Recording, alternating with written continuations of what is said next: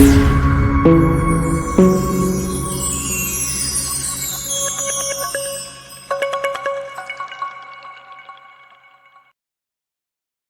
Everyone, welcome to a new lecture on our channel. আমাদের চ্যানেলের আরো একটি ইম্পর্টেন্ট ভিডিওতে ইম্পর্টেন্ট লেকচারে তোমাদের সকলকে স্বাগত। আমরা আজকে ক্লাস 12 ডিটারমিনেন্ট চ্যাপ্টার থেকে ক্র্যামার্স নিয়মের সাহায্যে রৈখিক সহসমীকরণের সমাধান বা solution of system of linear simultaneous equations using Cramer's rule সেই পদ্ধতিটা নিয়ে আলোচনা করব। সেই পদ্ধতি রিলেটেড যে ধরনের প্রবলেম আমাদের বইতে রয়েছে সেই প্রবলেমগুলো নিয়ে আলোচনা করব। ঠিক আছে, তো ক্র্যামার্স রুলটা হচ্ছে মোস্ট ইম্পর্টেন্ট একটা রুল সহসমীকরণ সমাধানের ক্ষেত্রে। কিন্তু এই মেথডটা জানার আগে আমরা প্রথমে যেটা করব সেটা হচ্ছে রৈখিক বা একমাত্রিক সহসমীকরণ তন্ত্র বা system of linear simultaneous equation এই ব্যাপারটা কি সেটা আগে জানতে হবে, কারণ তাকেই আমরা সমাধান করব কোন একটা পদ্ধতিতে। তো সেটার সম্পর্কে যদি আইডিয়া না থাকে তাহলে আমরা তার উপর পদ্ধতিটা অ্যাপ্লাই করব কি করে? ঠিক আছে, তাই সবার আগে আমরা যেটা করব সেটা হচ্ছে রৈখিক সহসমীকরণ বা একমাত্রিক সহসমীকরণ সেটা জিনিসটা কি সেটা আমরা বুঝবো আগে। তো প্রথম কথা, এই রৈখিক সহসমীকরণ বা একমাত্রিক সহসমীকরণ এই চ্যাপ্টারটা কিন্তু একেবারে নতুন আমাদের কাছে নয়। এটা ক্লাস 12 এর চ্যাপ্টারের মানে পড়ার আগেই ক্লাস 9-এ কিন্তু আমরা পড়েছি। সেখানে রৈখিক সহসমীকরণ বলে একটা চ্যাপ্টারই ছিল, একটা অধ্যায় ছিল, যেখানে দুটো সমীকরণ দেওয়া থাকতো এক্স এবং ওয়াই দিয়ে, সামথিং এরকম টাইপের দুটো সমীকরণ দেওয়া থাকতো। X plus y equals to something দিলাম 2, আর x minus y equals to দিলাম আমি সামথিং 1। ঠিক আছে, এরকম টাইপের হয়তো দুটো সমীকরণ দেওয়া থাকতো, সেই সমীকরণ দুটোকে আমাদের সমাধান করতে হতো। এবং সেই অধ্যায়ে কিন্তু আমাদের চারটে মেথড শেখানো হয়েছে সমাধান করার। একটা হচ্ছে অপনয়ন পদ্ধতি বা এলিমিনেশন মেথড, একটা হচ্ছে পরিবর্তন বা প্রতিস্থাপন পদ্ধতি বা সাবস্টিটিউশন মেথড, একটা হচ্ছে তুলনামূলক পদ্ধতি বা কম্পারিজন মেথড, এবং আরেকটা হচ্ছে বজ্রগুণন পদ্ধতি বা ক্রস মাল্টিপ্লিকেশন মেথড। তো এই চারটে পদ্ধতিতে আমরা রৈখিক সহসমীকরণ সমূহকে সমাধান করেছিলাম, যেখানে দুটো সহসমীকরণ থাকতো এবং দুটো ভ্যারিয়েবল বা চলরাশি দিয়ে থাকতো, অর্থাৎ এক্স ওয়াই দুটো চলরাশি থাকতো, এক্স এবং ওয়াই দুটো চলরাশি সেখানে থাকতো এবং দুটো সমীকরণ থাকতো। ঠিক আছে, সেরকম টাইপের রৈখিক সহসমীকরণকে আমরা সমাধান করেছিলাম। কেন রৈখিক বলছি? রৈখিক মানে লিনিয়ার, লিনিয়ার মানে একমাত্রিক, একমাত্রিক মানে ডিগ্রি ওয়ান, ডিগ্রি ওয়ান মানে হাইয়েস্ট পাওয়ার ওয়ান হবে। ভ্যারিয়েবলের যে হাইয়েস্ট পাওয়ার সেটা হচ্ছে ওয়ান। যেমন এখানে দেখতে পাচ্ছি এক্স এবং ওয়াই ভ্যারিয়েবল, তাদের যে পাওয়ার হাইয়েস্ট পাওয়ারটা কিন্তু ওয়ান করে আছে। ঠিক আছে, এখানে কিন্তু একের বেশি পাওয়ার চলরাশির উপর নেই, মানে এক্স স্কোয়ার বা ওয়াই কিউব বা এক্স কিউব বা x to the power four এই ধরনের কোনো চলরাশি নেই। আছে এক্স ওয়াই ডাইরেক্টলি আছে, অর্থাৎ এক্স এর পাওয়ার এবং ওয়াই এর পাওয়ার এখানে ওয়ান করে আছে। তাই এটাকে বলা হয় একমাত্রিক বা রৈখিক বা লিনিয়ার। ঠিক আছে, তাহলে সহসমীকরণগুলো কিরকম দেখতে হবে? সহসমীকরণগুলো তাহলে কিরকম দেখতে হবে? যদি দুটো চলরাশি চলরাশি দুটো থাকে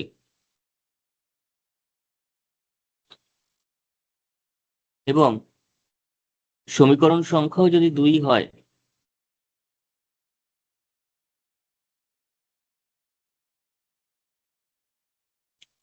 তাহলে সেই সহসমীকরণটাকে আমরা লিখবো কি করে? সেটাকে আমরা লিখতে পারি, যদি জেনারেল ফর্মে এক্সপ্রেস করি, তাহলে a1x plus b1y equals to something k1 বললাম, আর a2x plus b2y equals to k2। ঠিক আছে, তাহলে এরকম টাইপের ইকুয়েশন গুলো থাকবে, এরকম টাইপের কিন্তু সমীকরণটা থাকবে। ওকে, যদি দুটো চলরাশি এবং দুটো সমীকরণ থাকে। এবার যদি চলরাশি তিনটে হয়, এবার যদি চলরাশির সংখ্যা তিনটে হয় এবং সমীকরণও যদি তিনটে থাকে, তখন জিনিসটা কিরকম হবে? তখন সেটা কিরকম দেখতে হবে? যদি চলরাশি তিনটে হয় এবং সমীকরণও তিনটে থাকে তখন কিরকম দেখতে হবে?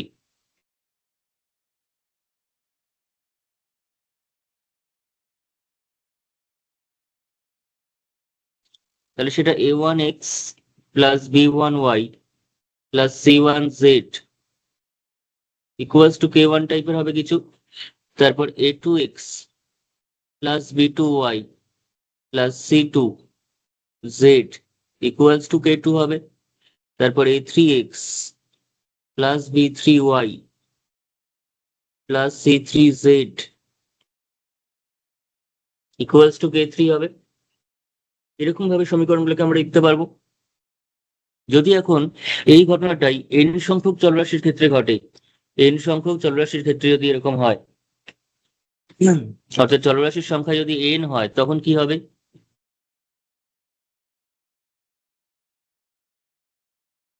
দুটো চলরাশি বা তিনটে চলরাশি না থেকে সেখানে ধরলাম জেনারেল ভাবে n সংখ্যক চলরাশি রয়েছে এবং n সংখ্যক সমীকরণ রয়েছে, তখন সেটা দেখতে হয়ে যাবে a11 x1। তখন তো আর এক্স ওয়াই জেড দিয়ে লেখা পসিবল না, n এর ভ্যালু যদি জানি n এর ভ্যালু 1000ও হতে পারে, 2000ও হতে পারে, কিন্তু আমি এক্স ওয়াই জেড দিয়ে কতগুলো লিখতে পারবো? তাই আমরা x1 x2 করে করে লিখছি, যাতে করে নিচের সাফিক্সটা যে 1 2 3 সেটা আমরা যত খুশি বাড়াতে পারি। কারণ নিচের সাফিক্সটা যেহেতু একটা স্বাভাবিক সংখ্যা বা ন্যাচারাল নাম্বার হিসাবে নিচ্ছি, তো ন্যাচারাল নাম্বার তো আনবাউন্ডেড অ্যাভাব, অর্থাৎ ন্যাচারাল নাম্বারের সেট কখনো শেষ হয় না উপরের দিকে। তারপর উপরের দিকে বাউন্ডারি নেই, 1 2 3 4 করতে করতে আমরা চলতেই থাকবে। আমি যদি বলি 1000টা হচ্ছে সবচেয়ে বড় ন্যাচারাল নাম্বার, তারপরে আর নেই, তাহলে 1000 + 1 করলে 1001, সেটা তার চেয়েও বড় স্বাভাবিক সংখ্যা। তার মানে স্বাভাবিক সংখ্যা যেটাকেই বলবো আমরা সবচেয়ে বড় বলে দাবি করব, তার চেয়েও এক যোগ করলে তার সাথে সেটার থেকেও বড় একটা স্বাভাবিক সংখ্যা আমরা পেয়ে যাব, এবং এরকম করতে করতে স্বাভাবিক সংখ্যার সেট কখনো শেষ হবে না। ঠিক আছে, তো তাই আমরা a11 x1 plus a12 x2 coefficient গুলোকে আমরা ম্যাট্রিক্স নোটেশনে নিচ্ছি। কারণ যেহেতু এন এর ভ্যালু আমরা জানি না, আমি যদি এবিসিডি করে করেও নিই তাতেও 26টা ম্যাক্সিমাম নিতে পারবো, তারপরে গিয়ে শেষ হয়ে যাবে। কিন্তু এন এর ভ্যালু তো হতেই পারে 26,000, তখন আমরা কি করব? তাই জন্য a11 12 এরকম ভাবে নিচ্ছি যাতে করে আমাদের এই সাফিক্স গুলো কোনোদিনও শেষ হবে না, আমরা যত খুশি সাথে ইনক্রিজ করতে পারবো। এরকম করতে করতে কত দূর যাচ্ছে, ধরলাম a1n xn পর্যন্ত গেল ইকুয়ালস টু সামথিং b1, তারপর a22 x2 প্লাস 22 না a21 x1। এবার সেকেন্ড রো দিয়ে হচ্ছে, তাই 2 1 2 দিয়ে শুরু হবে সবগুলোই, 22 x2 plus dot dot dot a2n xn equals to b2। এবং এরকম ভাবে যদি চলতে থাকে, ঠিক আছে, এই পুরো ব্যাপারটা যদি এরকম ভাবে চলতে থাকে, তাহলে লাস্টে কি কি দাঁড়াবে? ঠিক আছে, তাহলে সমীকরণগুলো এরকম ভাবে চলবে, কারণ সেখানে আমরা যেহেতু জেনারেল ভাবে নিয়েছি, তাহলে সমীকরণগুলো কিন্তু আমাদের এরকম টাইপের চলতে থাকবে। এইভাবে একটা ইকুয়েশন চললো, এরকম ভাবে চললো, ধরলাম দুটো লাইন দিয়ে দিলাম, এরকম ডট ডট দেওয়া মানে ইকুয়েশন গুলো চলতে থাকে। ঠিক আছে, চলতে চলতে কোথায় গিয়ে শেষ হবে? এন সংখ্যক সমীকরণ, তাই এন সংখ্যক রোতে গিয়ে শেষ হবে। an1 x1 plus n2 x2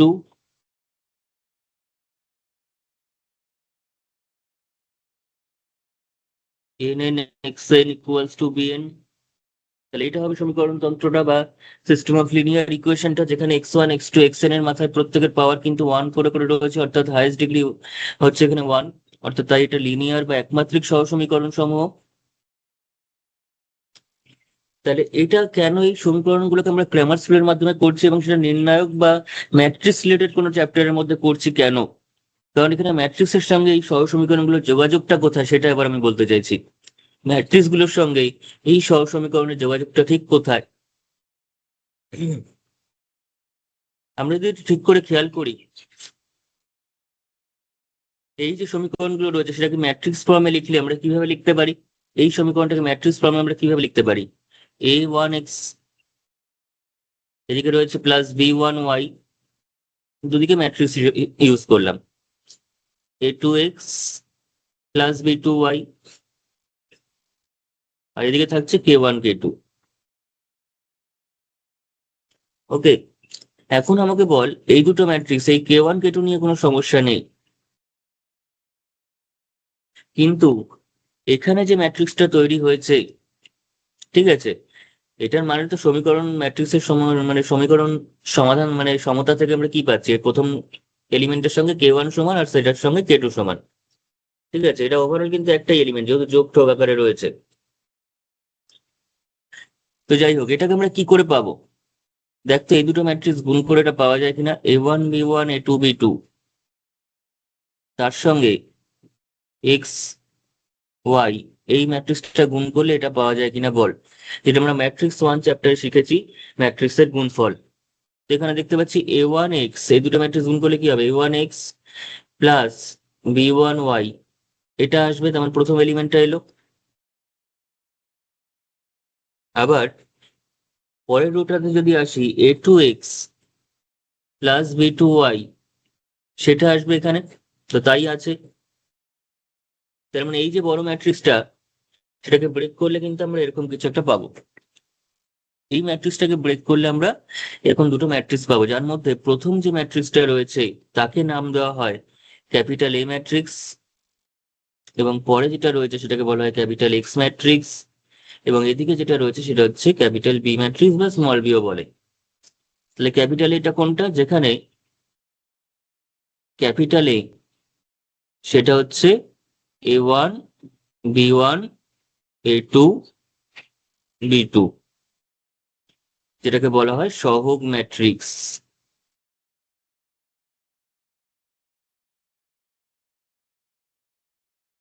বা কোএফিসিয়েন্ট ম্যাট্রিক্স।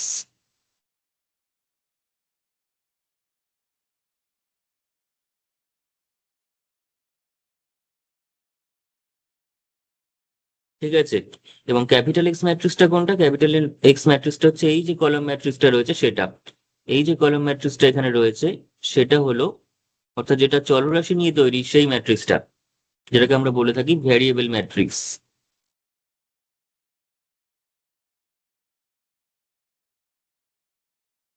অর্থাৎ ভ্যারিয়েবল নিয়ে তৈরি। এবং আরেকটা রয়েছে বি, যার ভ্যালুটা হচ্ছে b1 b2, মানে k1 k2। ঠিক আছে, যার ভিতরে কি রয়েছে সেটাও একটা কলাম ম্যাট্রিক্স k1 k2। ঠিক আছে। তো এই ম্যাট্রিক্সটার অর্ডার কত, অর্ডার যদি আমরা বলি তাহলে এটা হচ্ছে দুটো রো রয়েছে আর কলাম একটা রয়েছে, তাহলে 2x1 ম্যাট্রিক্স, 2x1 ম্যাট্রিক্স এটা, অ্যাজ ওয়েল এস এটাও 2x1 ম্যাট্রিক্স, আর এটা হচ্ছে 2x2 ম্যাট্রিক্স একটা।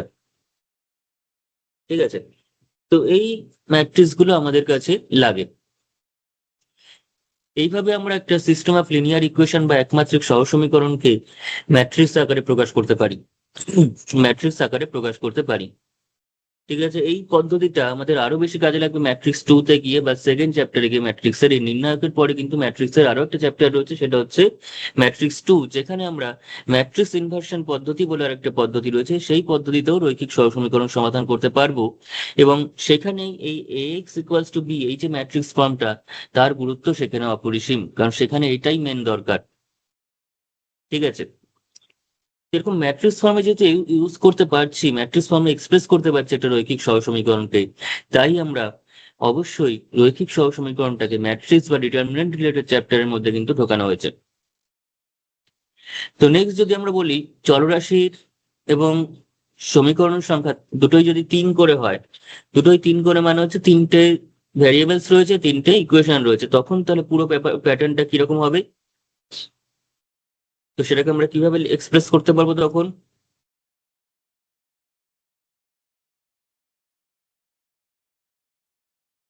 তাহলে এই সমীকরণগুলোকে আমরা লিখতে পারবো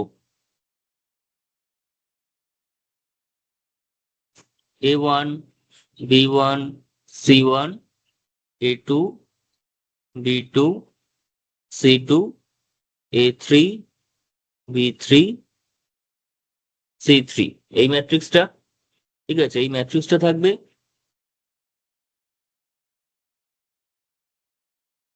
তার সাথে থাকবে ভ্যারিয়েবল ম্যাট্রিক্স, অর্থাৎ এক্স ম্যাট্রিক্সটা, যার মধ্যে থাকবে এক্স ওয়াই জেড।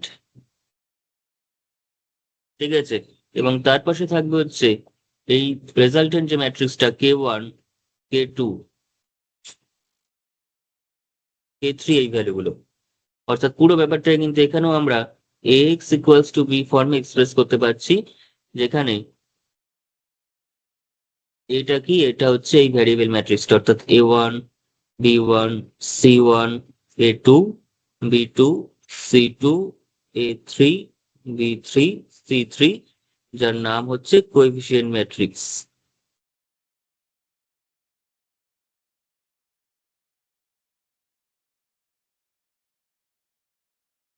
বা সহগ ম্যাট্রিক্স। ঠিক আছে। আরেকটা জিনিস আমি এখানে জাস্ট বলে রাখি, পরে আমি ডিটেলসে এই সমস্ত নিয়ে আলোচনা করবো, এই জায়গাটাই নয়, সেটা আমাদের ম্যাট্রিক্স টুতে গিয়ে তখন আরো ভালো করে আলোচনা করব। কিন্তু এখন আরেকটা জিনিস বলে রাখি, সেটা হচ্ছে অগমেন্টেড ম্যাট্রিক্স বলে একটা ম্যাট্রিক্স হয়। অগমেন্টেড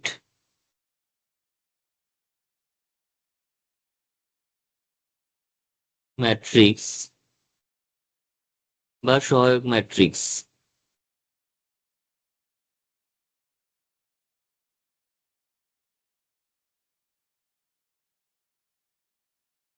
ঠিক আছে? অবশ্যই কিন্তু আমাদের ইংলিশ টার্ম গুলো মনে রাখতে হবে। ইংলিশ টার্ম গুলো কিন্তু অবশ্যই মনে রাখতে হবে। বাংলা টার্ম ভুলে গেলে ক্ষতি নেই, ইংলিশ টার্ম মনে রাখতেই হবে, তো রাখতেই হবে। কেন বলছি এত জোর দিয়ে? বিকজ ইন ফিউচার যারা ম্যাথমেটিক্স নিয়ে শুধুমাত্র এগোবে তাই নয়, যে কোনো হায়ার স্টাডিজ যাবে ক্লাস 12 এর পর, তাদের প্রত্যেককেই কিন্তু সায়েন্সের দিক থেকে যে সাবজেক্ট সে নেবে না কেন, তাকে কিন্তু অবশ্যই ইংলিশে এই সমস্ত কিছু পড়তে হবে। সেখানে বাংলা টার্ম কি ছিল না ছিল সেগুলো জেনে কিন্তু আমাদের বিন্দু মাত্রও লাভ হবে না। মানে একটা বিন্দু যে লাভ হবে সেরকমও ব্যাপারটা থাকবে না হায়ার স্টাডিজে গিয়ে। তাই যারা একদম মাইন্ডসেট করে নিচ্ছ যে না আমি বাংলাটা আমি মনে থাকবো, আমি বাঙালির ছেলে, ইংলিশটা কেন মনে রাখবো, তাদের কিন্তু ভবিষ্যতে প্রবলেম হওয়াটা একদম অবধারিত।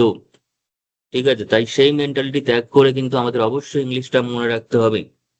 অবশ্যই আমরা বাঙালি বাংলাকে ভালোবাসবো, কিন্তু তার মানে এই নয় যে যেখানে যেটা দরকার সেটা আমরা মনে রাখতে চাইবো না জোর করে ইচ্ছাকৃত। তাই তো আমাদের ইংলিশটা আমাদের মনে রাখতেই হবে।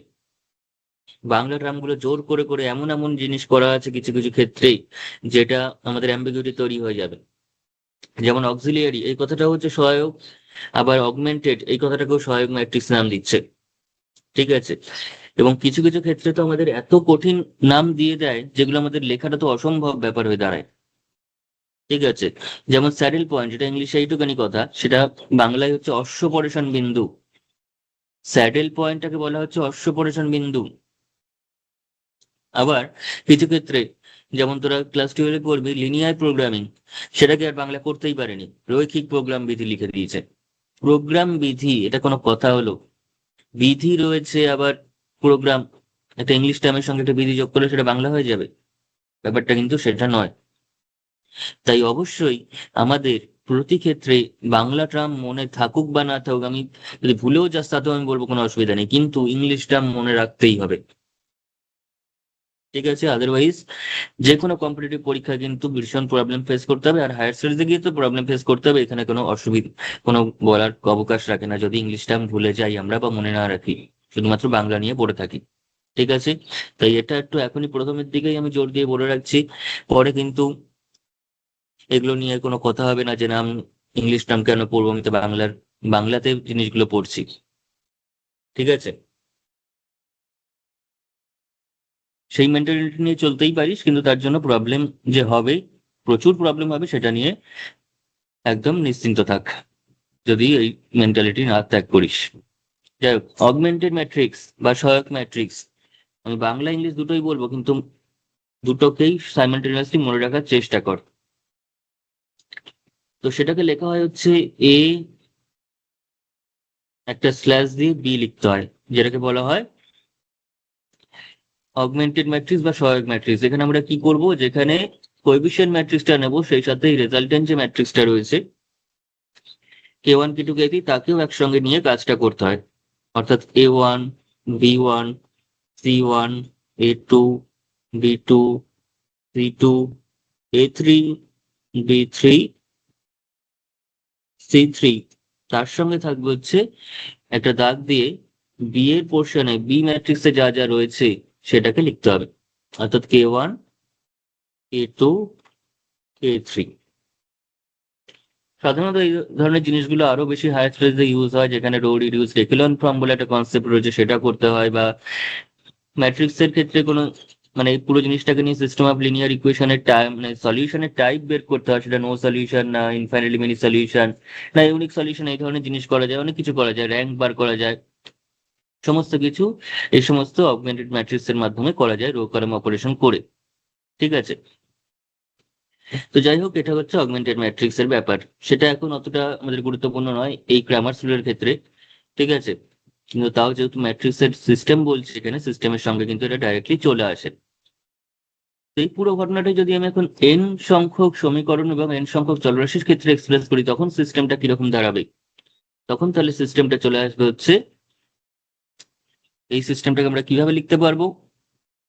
এখানে থাকবে a11, 12, 13, এরকম করতে করতে 1n, দেন 21, 22, 23, ডট ডট ডট 2n, এরকম করতে করতে আবার চলবে। এবং লাস্ট লাইনে যদি লিখি direct an1, n2, n3, nn।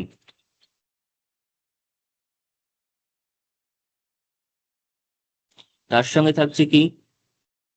তার সঙ্গে ভ্যারিয়েবল যে ম্যাট্রিক্সটা সেটা, অর্থাৎ এই কলাম ম্যাট্রিক্সটা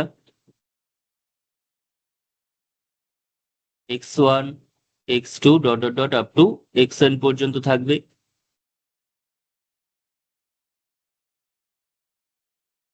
এবং তার ওইদিকে থাকছে হচ্ছে b1, b2, bn বা k1, k2, kn, যা খুশি ধরতে পারিস তোরা, কিন্তু আমি b1, b2, bn ই ধরছি। সাধারণত এটা জেনারেল ফর্মে এরকমই থাকে। ওকে, তাহলে এই যে ফর্মটা পেলাম, এই যে ম্যাট্রিক্সটা পেলাম, তার মধ্যে প্রথম যে ম্যাট্রিক্সটা রয়েছে এটাই হচ্ছে আমাদের কাছে এ ম্যাট্রিক্স, এটাই হচ্ছে আমাদের কাছে এক্স ম্যাট্রিক্স, এবং এটাই হচ্ছে আমাদের কাছে বি ম্যাট্রিক্স, তাই তো? অর্থাৎ পুরো সিস্টেমটাকে যদি সিম্পল ম্যাট্রিক্স নোটেশনে লিখি, তাহলে সেটা কি আসবে? A x equals to B, A x equals to B, যেখানে যেখানে এ ম্যাট্রিক্সটা কোনটা? এ ম্যাট্রিক্সটা হচ্ছে এটা, এটা হলো এ ম্যাট্রিক্স।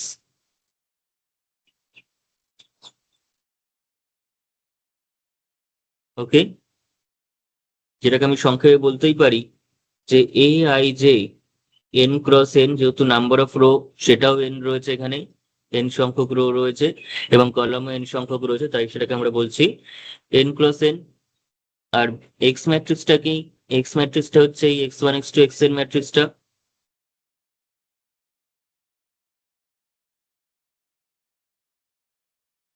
ঠিক আছে, আর পরের যে ম্যাট্রিক্সটা রয়েছে সেটা কি? সেটা হচ্ছে b1, b2, bn। পরে যে ম্যাট্রিক্সটা আমাদের কাছে রয়েছে সেটা কিরকম? সেটা হচ্ছে এই b1, b2, bn ম্যাট্রিক্সটা, যেটাকে আমরা বি দিয়ে লিখি।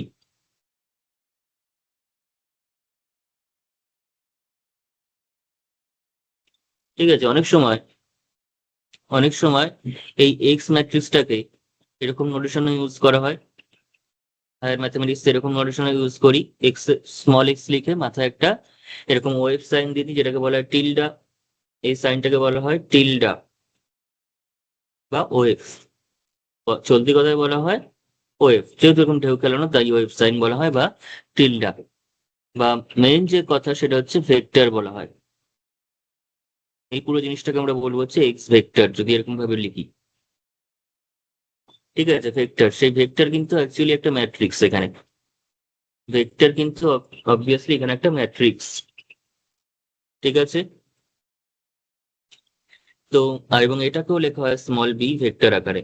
অর্থাৎ এই ফর্মটাকে আমরা এরকম ভাবে বলতে পারি A x vector equals to B vector, যেটা আমরা মূলত ক্লাস 12-এ লিনিয়ার প্রোগ্রামিং এ এরকম নোটেশন ইউজ করা হয়।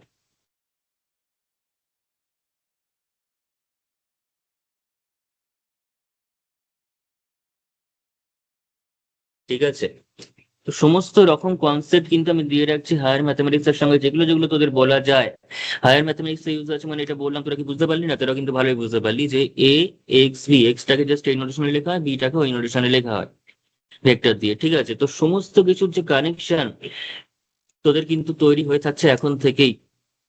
এই লোয়ার ক্লাস থেকে আপার ক্লাসের বা হায়ার ক্লাসের জন্য যে কানেকশন, সেটা কিন্তু তোরা এখান থেকে, এই ভিডিওগুলো থেকে, এই লেকচার গুলো থেকে কিন্তু তোরা পেয়ে যাচ্ছিস, যেটা সব জায়গায় তোরা পাবি না।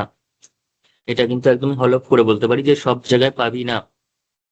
এই গ্রামার স্কুল এত ডিটেলসে, এত গভীরে গিয়ে, এত ডেপথে গিয়ে সিস্টেম অফ লিনিয়ার ইকুয়েশন কি না কি কিচ্ছু বলবেই না লোকে।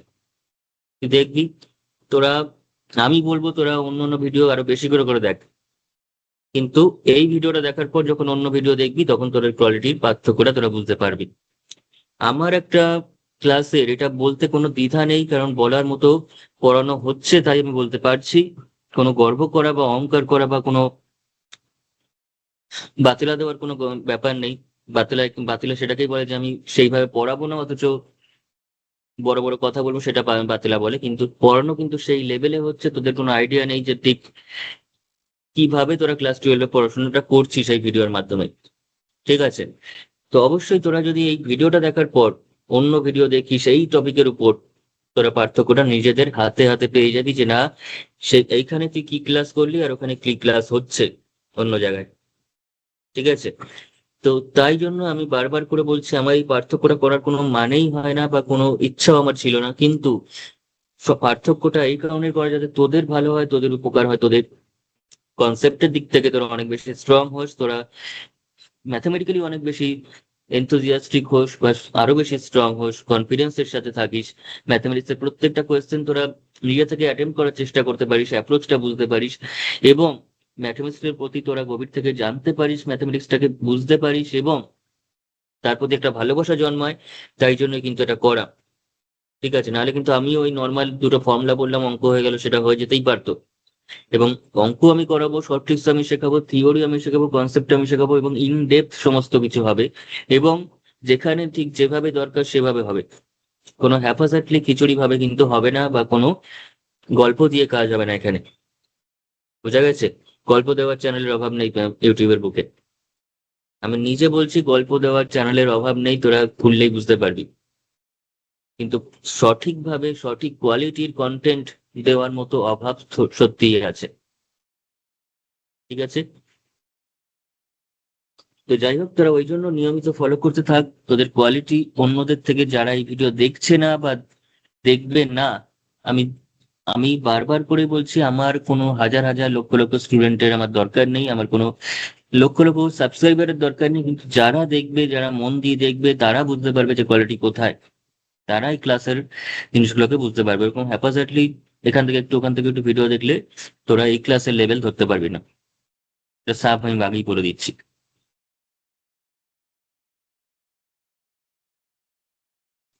যাই হোক, চলে আসি পরের যে টপিকটা। তাহলে এতক্ষণ আমরা যেটা বললাম সেটা হচ্ছে রৈখিক সহগ সমীকরণ জিনিসটা কি। ঠিক আছে? কারণ সেই সহগ সমীকরণ সমূহকেই তো আমরা সমাধান করব। তো সেই জায়গাটায় এসে যদি আমি সেটা কি না বলি, তাহলে সেটাকে সমাধান করার কোনো পদ্ধতির কোনো মানেই হয় না। যাকে সমাধান করছি তারই সেই জিনিসটাকে, সেটাই আমরা জানি না, তার উপর আবার পদ্ধতি অ্যাপ্লাই করছি, সেটা তো ঠিক নয়। ওকে? তাহলে এইভাবে আমরা একটা জেনারেলাইজড সিস্টেম অফ লিনিয়ার ইকুয়েশনকে এক্সপ্রেস করতে পারি ইন এন আননোনস বা n variables with n equations. Okay? এবার আমরা করব এটাকে সমাধান।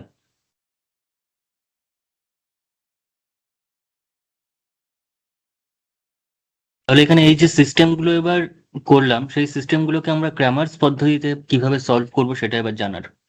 কিন্তু ক্র্যামার্স রুলটা কখন অ্যাপ্লাই করা যাবে এই সিস্টেমের উপর, একটা সিস্টেম অফ লিনিয়ার ইকুয়েশন বা রৈখিক একমাত্রিক সমীকরণ তন্ত্রের উপর কখন ক্র্যামার্স রুল অ্যাপ্লাই করে তার সমাধান করা যাবে, সেটা আমাদের জানতে হবে। কন্ডিশনটা হচ্ছে, আমরা দেখলাম যে সমীকরণগুলোকে আমরা এরকম ফর্মে লিখতে পারছি: A x equals to B, A x equals to B. ঠিক আছে? সমীকরণগুলোকে আমরা লিখতে পারছি A into x equals to B, যেখানে এটা হচ্ছে একটা কোএফিসিয়েন্ট ম্যাট্রিক্স সিস্টেমটার, এবং এক্সটা হচ্ছে ভ্যারিয়েবল গুলো দিয়ে যে ম্যাট্রিক্সটা সেটা, এবং ডান দিকে যে এলিমেন্ট গুলো রয়েছে তার যে ম্যাট্রিক্স সেটা হচ্ছে বি। তো এই সিস্টেমটার উপর কখন আমরা ক্র্যামার্স রুল প্রযোজ্য হবে? ঠিক আছে? তাহলে Cramer's rule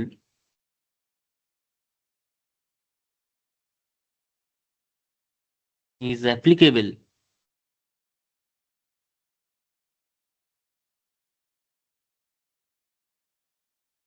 Cramer's rule is applicable when coefficient matrix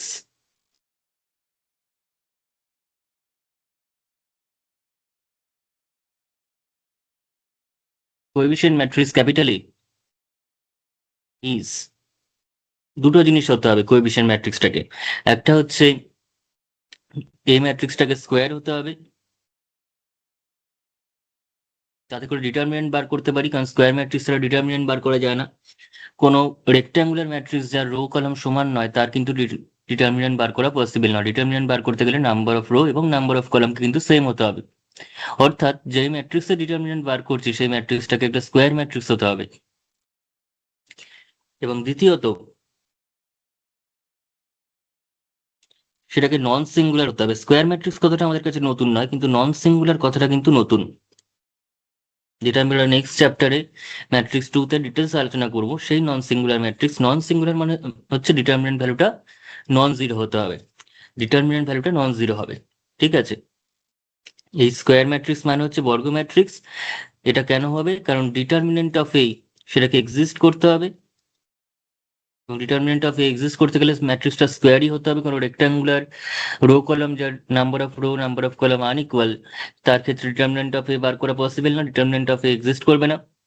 তো ডিটারমিনেন্ট অফ এটাকে ডিফাইন্ড হতে হবে, ওয়েল ডিফাইন্ড। তার জন্য এই ম্যাট্রিক্সটাকে স্কোয়ার ম্যাট্রিক্স হতে হবে, বর্গ ম্যাট্রিক্স হতে হবে, নাম্বার অফ রো কলাম সমান হতে হবে, এবং সেই ম্যাট্রিক্সটাকে নন সিঙ্গুলার হতে হবে। নন সিঙ্গুলার মানে হচ্ছে ম্যাট্রিক্সটার ডিটারমিনেন্ট ভ্যালুটা নন জিরো হতে হবে। সিঙ্গুলার ম্যাট্রিক্স মানে হচ্ছে, সিঙ্গুলার কখন বলে কোনো ম্যাট্রিক্সকে? যখন তার ডিটারমিনেন্ট ভ্যালুটা শূন্য।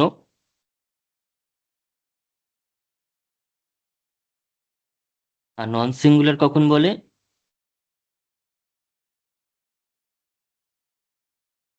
যখন তার ডিটারমিনেন্ট ভ্যালুটা non zero.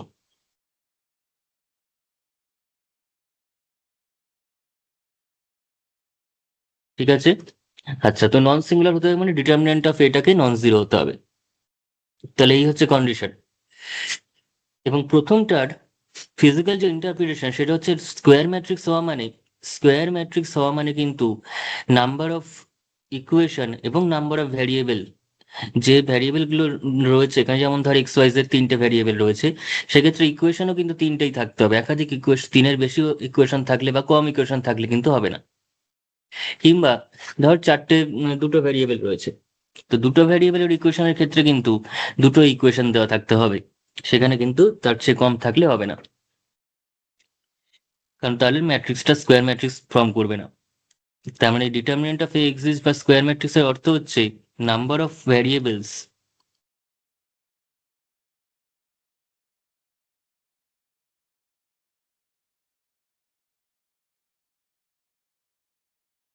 equals to number of equations, number of variable equals to number of equation হতে হবে। ঠিক আছে,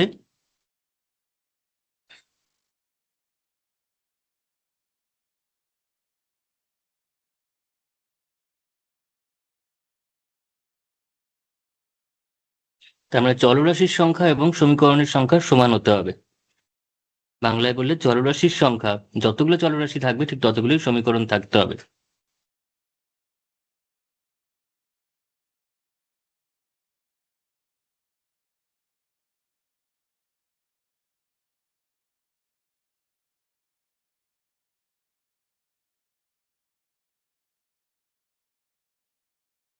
এবং সমীকরণ রয়েছে একটা, চলরাশি রয়েছে দুটো, সেক্ষেত্রে কিন্তু আমরা ম্যাট্রিক্সটা যেটা বেরোবে, কোএফিসিয়েন্ট ম্যাট্রিক্সটা, সেটা কিন্তু স্কোয়ার ম্যাট্রিক্স বেরোবে না, তার ডিটারমিনেন্ট বার করা সম্ভব হবে না। আর ক্র্যামারস রুল কিন্তু পুরোটাই ডিপেন্ড করছে তো ডিটারমিনেন্টের উপর। এরপর যে আমরা মেথডটা ডিসক্রাইব করবো সেখানে দেখতে পাবি যে ক্র্যামারস রুলটা কিন্তু ডিটারমিনেন্ট দিয়েই অ্যান্সারটা বেরোয়। ঠিক আছে, কারণ এক্ষেত্রে যদি সমান না হতো, তাহলে সামথিং আমি ধরলাম ইকুয়েশনটা এরকম রয়েছে, ইকুয়েশনটা ধরছি something x plus y equals to two, এটাই একটা ইকুয়েশন কিন্তু আননোন দুটো। তাহলে সেক্ষেত্রে তোকে ম্যাট্রিক্সটা কিরকম এসে যেত? ম্যাট্রিক্সটা এসে যেত এক্স এর কোএফিসিয়েন্ট ওয়ান, ওয়াই এর কোএফিসিয়েন্ট ওয়ান, ব্যাস। একটাই রো অথচ কলাম কিন্তু দুটো, তবে সেটা কিন্তু একটা স্কোয়ার ম্যাট্রিক্স হতো না, এটার কিন্তু ডিটারমিনেন্ট বার করা পসিবল নয়। এটা সেক্ষেত্রে এই ম্যাট্রিক্সটা হতো। তাই এরকম কেসে কিন্তু আমরা ক্র্যামারস রুল প্রযোজ্য হবে না। ওকে, আচ্ছা, তো এই গেল হচ্ছে কখন আমরা ক্র্যামারস রুলকে অ্যাপ্লাই করতে পারবো একটা সিস্টেম অফ লিনিয়ার ইকুয়েশনকে বা সাইমালটেনিয়াস সিস্টেমকে আমরা সলভ করার জন্য, রৈখিক সমীকরণকে সমাধান করার জন্য। তো সেটা আমরা প্রথমে দেখে নেবো, যখন দুটো ভ্যারিয়েবল দুটো ইকুয়েশন রয়েছে তখন ক্র্যামারস রুলটা কিভাবে অ্যাপ্লাই করা যাবে। ছোট থেকে শুরু করি, তাদের মেথডটা বুঝতে সুবিধা হবে। যেমন ধর আমি ধরলাম ইকুয়েশনটা, সিস্টেমটা দিয়েছে এরকম, a1x plus b1y equals to c1, আর a2x plus b2y equals to ধর c2 বা k1 k2 নিয়ে নিচ্ছি। ধর আমি নিলাম k1 আর k2। তাহলে এই সিস্টেমটাকে সলভ করার জন্য আমাদের কি করতে হবে? প্রথম আমাদের দেখতে হবে এটার কোএফিসিয়েন্ট ডিটারমিনেন্টটা বার করতে হবে। ঠিক আছে, সহগ নির্ণায়ক। টোটালটাকে যদি 1 নম্বর নাম দিই, তাহলে 1 নম্বর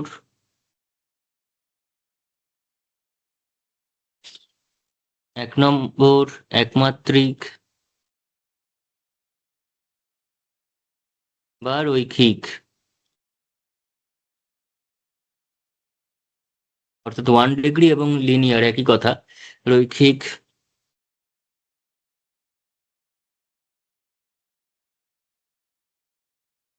সহ সমীকরণ তন্ত্রের, তন্ত্র মানে কি এখানে তন্ত্রমন্ত্র নয়, তন্ত্র বলতে এখানে আমাদের বোঝাচ্ছে সিস্টেম। যেমন আমাদের যদি বলি নার্ভাস সিস্টেম, নার্ভাস সিস্টেম মানে হচ্ছে যে জীবন বিজ্ঞানের ভাষায় স্নায়ুতন্ত্র। এই যে তন্ত্র কথাটা বলছে কি কার রেসপেক্টে? সিস্টেমের রেসপেক্টে। এবং নার্ভাসের রেসপেক্টে কি বললাম? স্নায়ু। তো এই সিস্টেম মানে হচ্ছে তন্ত্র, অর্থাৎ একাধিক সমীকরণ যখন একসঙ্গে নিয়ে একটা মানে পরিকাঠামো তৈরি করছে, যাদের এট এ টাইম সলভ করে এক্স ওয়াই এর ভ্যালু বেরোবে, তখন গোটা সমীকরণ সমূহকে একসাথে একটা তন্ত্র বলা হচ্ছে সহ সমীকরণ তন্ত্র।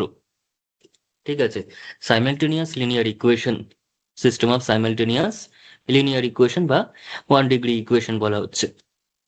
তো 1 নম্বর সহ সমীকরণ তন্ত্রের সহগ নির্ণায়ক, বাংলায় কিন্তু যথেষ্ট কঠিন ওয়ার্ডগুলো, কিন্তু ইংলিশে বললে জিনিসটা একদম সহজ হয়ে যাবে। ইংলিশে বললে এটা কি বলতে হতো যে system of linear equation, system of linear equation, coefficient determinant of the system of linear equation 1। ঠিক আছে, কি বলতে হতো? Coefficient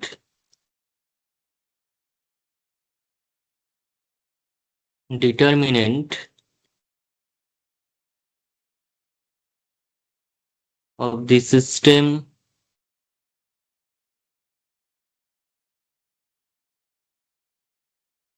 of linear equations,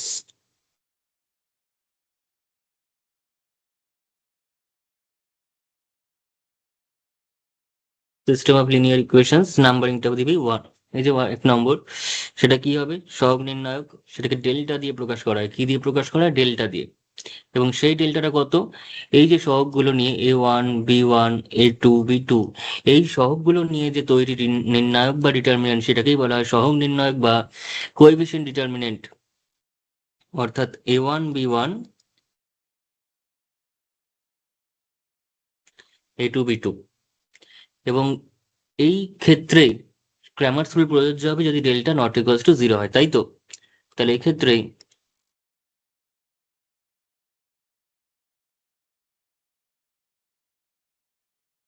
ক্র্যামারস rule প্রযোজ্য হবে, অ্যাপ্লিকেবল হবে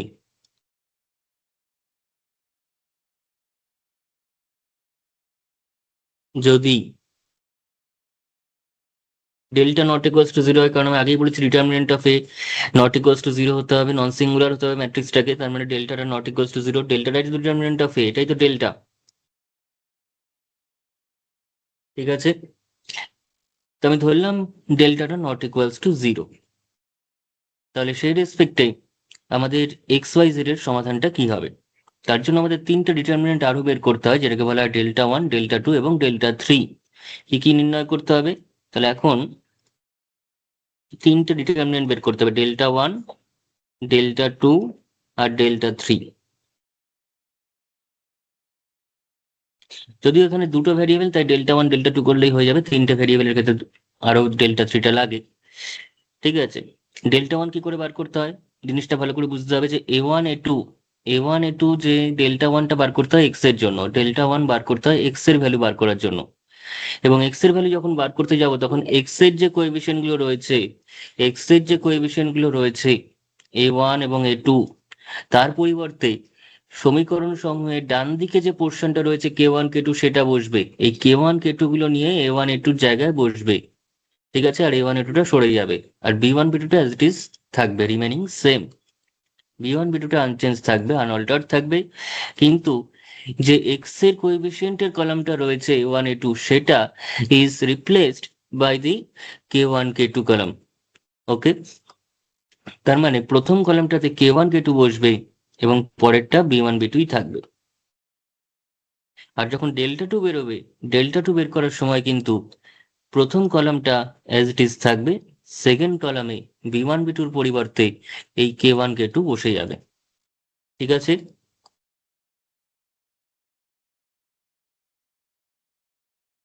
এই হচ্ছে ডেল্টা টুর মান। তাহলে ডেল্টা ওয়ান ডেল্টা টু পেয়ে গেলাম, মানে এবার এক্স ওয়াইটা বার করা কোনো ব্যাপারই না, just delta one by delta. ঠিক আছে, তাহলে দেয়ার ফোর নির্ণেয় সমাধান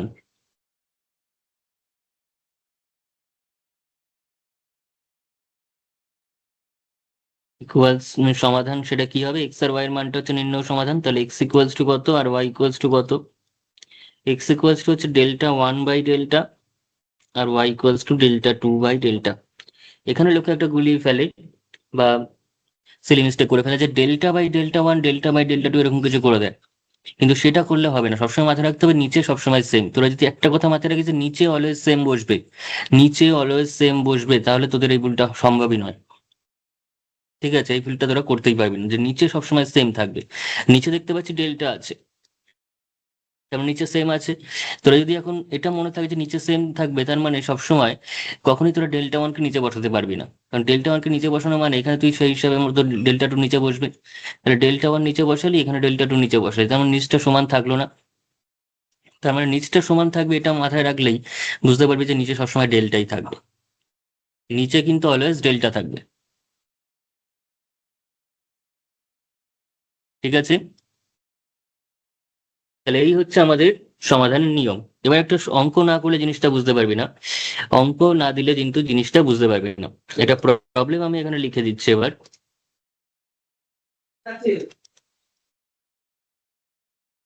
কোয়েশ্চেনটা লিখ যে x plus y equals to, এরকম ভাবে বলতে পারি solve by Cramer's method, solve by Cramer's rule.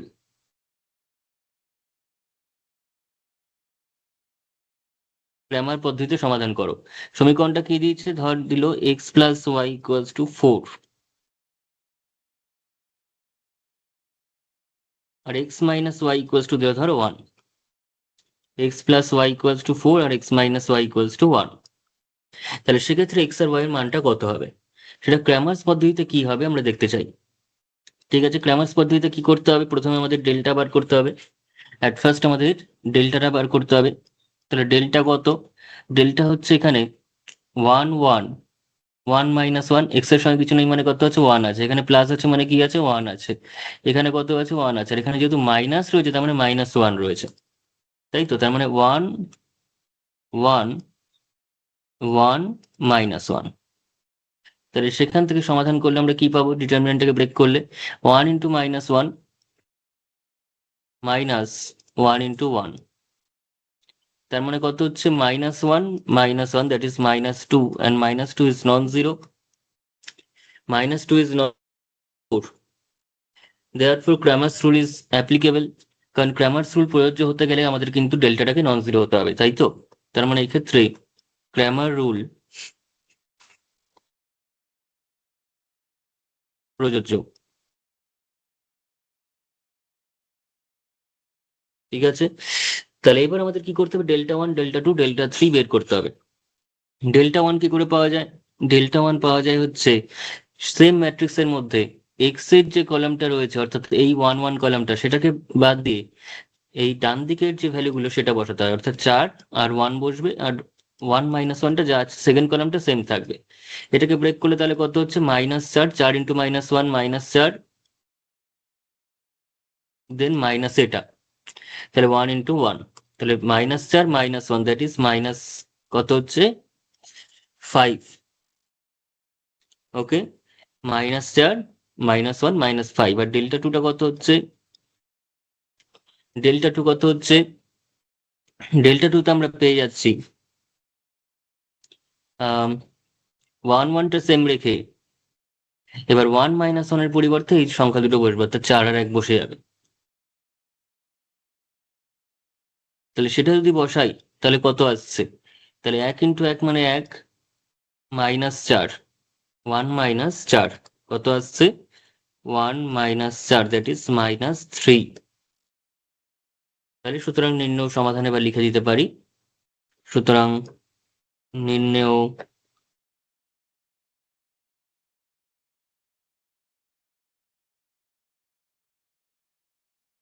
সমাধান সেটা কত হচ্ছে, x equals to delta one by delta আর y equals to delta two by delta. Delta ওয়ানের ভ্যালু কত, -5 ডিভাইডেড বাই -2, ডেল্টার ভ্যালুটা, তাহলে মাইনাস মাইনাস কেটে গিয়ে 5/2, আর এখানে ভ্যালুটা কত আসছে, -3 বাই -2, তার মানে 3/2। বোঝা গেছে? তাহলে এটাই হচ্ছে সমাধান, এটাই হলো নির্ণেয় সমাধান।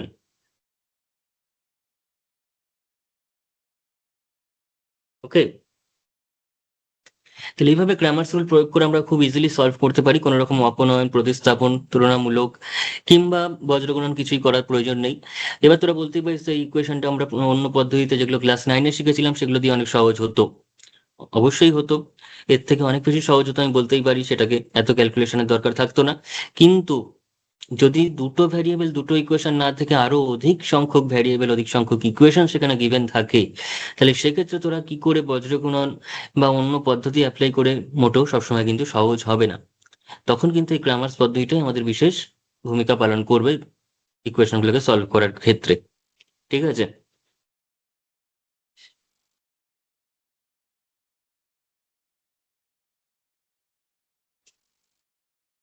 তো ধর আমি এবার তিনটে ইকুয়েশন, তিনটে আননোন নিয়ে নিচ্ছি।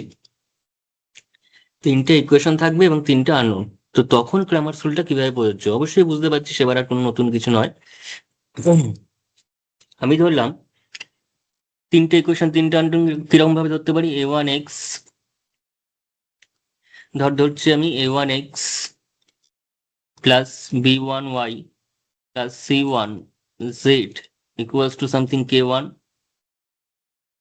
a2x plus b2y plus c2z equals to k2, আর a3x প্লাস b3y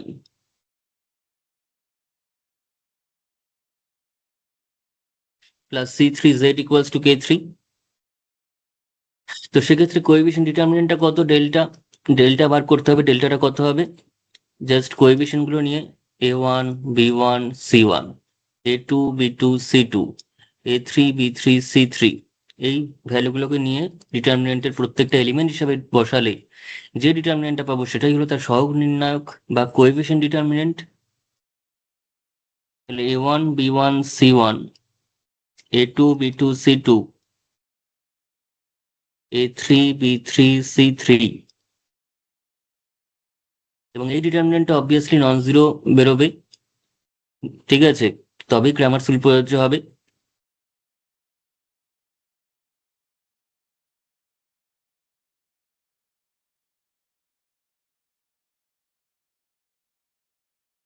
ক্রামার্স অ্যাপ্লিকেবল হবে সেক্ষেত্রে। যদি নন জিরো বেরোয়, জিরো বেরোলে কিন্তু ক্রামার্স রুল ডাইরেক্টলি প্রযোজ্য হবে না। এবার আমাদের তিনটা ডিটারমিনেন্ট বার করতে হয়, একটা হচ্ছে ডেল্টা ওয়ান, একটা হচ্ছে ডেল্টা টু, একটা হচ্ছে ডেল্টা থ্রি, তাই তো? এবার ডেল্টা ওয়ান কি করে পাবো, ডেল্টা ওয়ানটা পেতে গেলে আমাদের এই যে ডিটারমিনেন্টটা রয়েছে, এই যে ডিটারমিনেন্টটা রয়েছে এখানে, সেটাতেই জাস্ট প্রথম কলামের পরিবর্তে k1 k2 k3 বসবে। প্রথম কলামের পরিবর্তে k1 k2 k3 বসে যাবে, অর্থাৎ a1 a2 a3 পরিবর্তে চলে আসবে k1 k2 k3। দেন ডেল্টা টু বার করতে হবে আমাদের, তারপর আমাদের বের করতে হবে ডেল্টা টু, এটাকে এক্সপ্যান্ড করে যা হওয়ার হবে, তারপর ডেল্টা টু বের করব। ডেল্টা টুটাও তাই, সেখানে ডেল্টা টুটা করার সময় সেকেন্ড কলাম চেঞ্জ হয়ে যাবে, অর্থাৎ ওয়াই এর জন্য যে কলামটা সেটা চেঞ্জ হয়ে সেখানে ডান দিকের ভ্যালুগুলো বসবে k1 k2 k3। ঠিক আছে? এবং এটা ডিটারমিনেন্টটাকে ব্রেক করে যা হওয়ার হবে। এবং লাস্টলি ডেল্টা থ্রি বের করতে হবে, এবং ডেল্টা থ্রি এর সময় অবশ্যই লাস্ট কলামটা চেঞ্জ হবে, c1 c2 c3 চেঞ্জ হয়ে k1 k2 k3 আসবে, এবং সেটাও যা বেরোনোর বেরোবে। তাহলে নির্ণয় সমাধান তাহলে সেক্ষেত্রে কি হবে, এক্স এর ভ্যালু সেখানে হয়ে যাবে delta one by delta, y এর ভ্যালুটা হয়ে যাবে ডেল্টা টু বাই ডেল্টা, এবং জেড এর ভ্যালুটা হয়ে যাবে delta three divided by delta. ঠিক আছে? এইভাবে আমাদের সমাধানগুলোকে বের করতে হবে। ওকে, তাহলে এটা হচ্ছে তিনটে ভ্যারিয়েবল তিনটে ইকুয়েশনের ক্ষেত্রে ক্র্যামারস রুল প্রয়োগ করার পদ্ধতি, এবং তিন পদ্ধতিগুলো পুরোটাই সেম, শুধুমাত্র ভ্যারিয়েবল অনুযায়ী ডিটারমিনেন্টের সাইজটা ইনক্রিজ করছে। ঠিক আছে, তাহলে এইভাবে আমরা সলভ করব ক্র্যামারস রুল দিয়ে। সেটা আমরা ডাইরেক্ট এবার কোয়েশ্চেনে চলে যাই। কোয়েশ্চেনে কিভাবে আমাদের অ্যাপ্লাই করতে হবে ক্র্যামারস রুলটাকে, বা ক্র্যামারস রুল ছাড়াও আমি কোয়েশ্চেন আলোচনা করার সময় আমি অবশ্যই বলবো এখন যে আরো শর্টে কি করে কাজটা করা যায়। সবসময় ক্র্যামারস রুল অ্যাপ্লাই করলে যে সহজ হবে এরকম কোনো কথা নেই, অনেক সহজ পদ্ধতিতে আমরা কাজটা করতে পারবো। প্রত্যেকটা শর্ট ট্রিক্স, প্রত্যেকটার সহজ পদ্ধতি, তাড়াতাড়ি কি করে কাজ হবে সেটা, এবং কনসেপচুয়ালি সমস্তটাই আমরা এবার শিখবো কোয়েশ্চেন আনসার আলোচনা করতে করতে। ঠিক আছে, তাহলে চলো শুরু করা যাক কোয়েশ্চেন আনসার দিয়ে।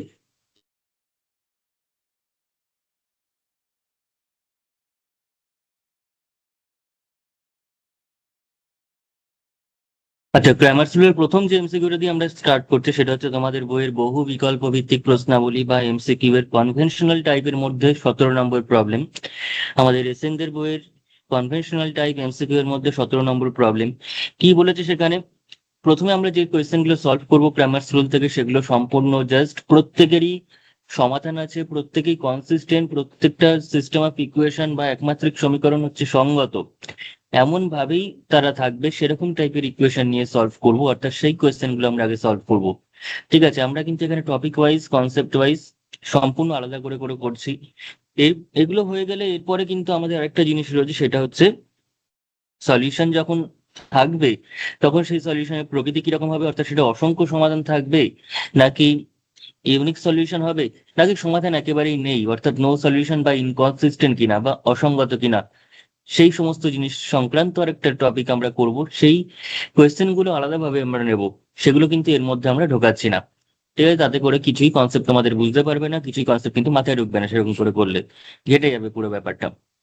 তো আমাদের যদি ঠিক করে করতে হয় তাহলে আমরা কি করছি, প্রথমে যেগুলো যে সিস্টেম গুলো নিয়েছি বা যে কোয়েশ্চেন গুলো নিয়েছি সেই কোয়েশ্চেন গুলোতে ইউজ করা সিস্টেমটা বা একমাত্রিক সমীকরণগুলো প্রত্যেকেই কিন্তু সঙ্গত, প্রত্যেকেই সমাধান রয়েছে, এবং মোস্ট প্রবাবলি প্রত্যেকের একমাত্র সমাধান অর্থাৎ ইউনিক সলিউশন রয়েছে, বা অভিন্ন সমাধান রয়েছে, বা অনন্য সমাধান রয়েছে। ঠিক আছে, তাহলে শুরু করা যাক। প্রথম যে কোয়েশ্চেনটা দেওয়া হয়েছে সেটা হচ্ছে 17 নম্বর কোয়েশ্চেন এমসিকিউ এর। কি দিয়েছে সিস্টেমটাতে? সিস্টেমটাতে তিনটে ইকুয়েশন দিয়ে দিয়েছে। কি কি ইকুয়েশন? প্রথম ইকুয়েশনটা দিয়েছে এটা, সেকেন্ড ইকুয়েশন দিয়েছে এটা, এবং থার্ড ইকুয়েশন দিয়েছে এটা। তো এই তিনটে ইকুয়েশন আমাদের এখানে দিয়েছে, বলেছে এক্স এর মান কোনটি হলে এক্স এর মান কোনটি হতে পারে, এখান থেকে এবিসি এর মধ্যে এক্স এর মান কোনটি হতে পারে। তো ক্র্যামারস রুল আমরা পড়েছি, ক্র্যামারস রুলের কনসেপ্টে করব। প্রথমে আমরা যেটা করব সেটা হচ্ছে ডেল্টা বের করব, অর্থাৎ কোএফিসিয়েন্ট ডিটারমিনেন্ট বের করব। প্রথমে আমরা যেটা করব সেটা হচ্ছে সহগ নির্ণায়ক বা কোএফিসিয়েন্ট ডিটারমিনেন্ট বের করব, যেটাকে আমরা ডেল্টা নাম দিয়ে থাকি। এবং ডেল্টা ডিটারমিনেন্টটা কিরকম হবে? ডেল্টা ডিটারমিনেন্টটা কিরকম হবে? সেখানে থাকবে হচ্ছে এক্স ওয়াই জেড এর যে কোএফিসিয়েন্ট গুলো তারা, এক্স ওয়াই জেড এর যে কোএফিসিয়েন্ট গুলো রয়েছে তারা পরপর থাকবে, অর্থাৎ যেমন প্রথমটাতে রয়েছে -1, প্রথম যে ডিটারমিনেন্টটা রয়েছে মানে প্রথম যে কোএফিসিয়েন্ট সেটা হচ্ছে -1, মাইনাস মানে -1, দেন +1, দেন +1, অর্থাৎ -1 +1 +1। তারপর এটাতে রয়েছে +2, তারপর এটা হচ্ছে মাইনাস মানে -1, আর +3, তাহলে 2 -1 3। এবং তৃতীয় যে ইকুয়েশনটা রয়েছে সেখানে কোএফিসিয়েন্ট রয়েছে 3 +2 -6, 3 +2 -6।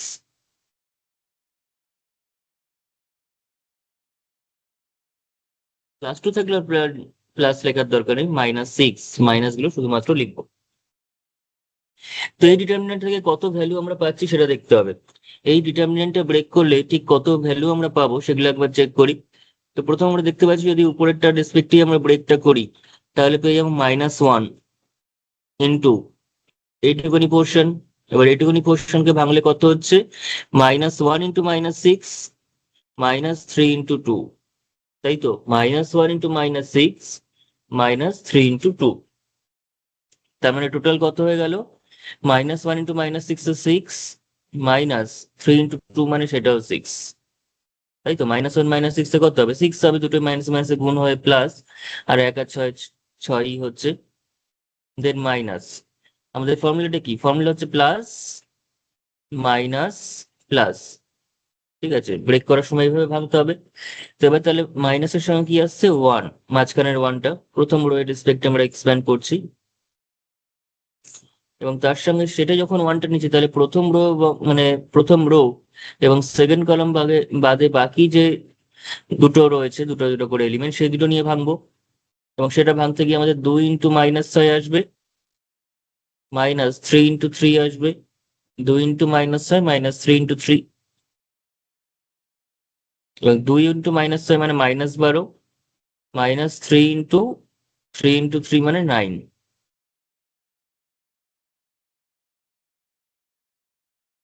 এগেন +1। আচ্ছা, +1 করলে এইটুকুনি পোর্শন পড়ে থাকছে, যেখানে 2 × 2 মানে 4, আবার -3 × -1, তাই তো?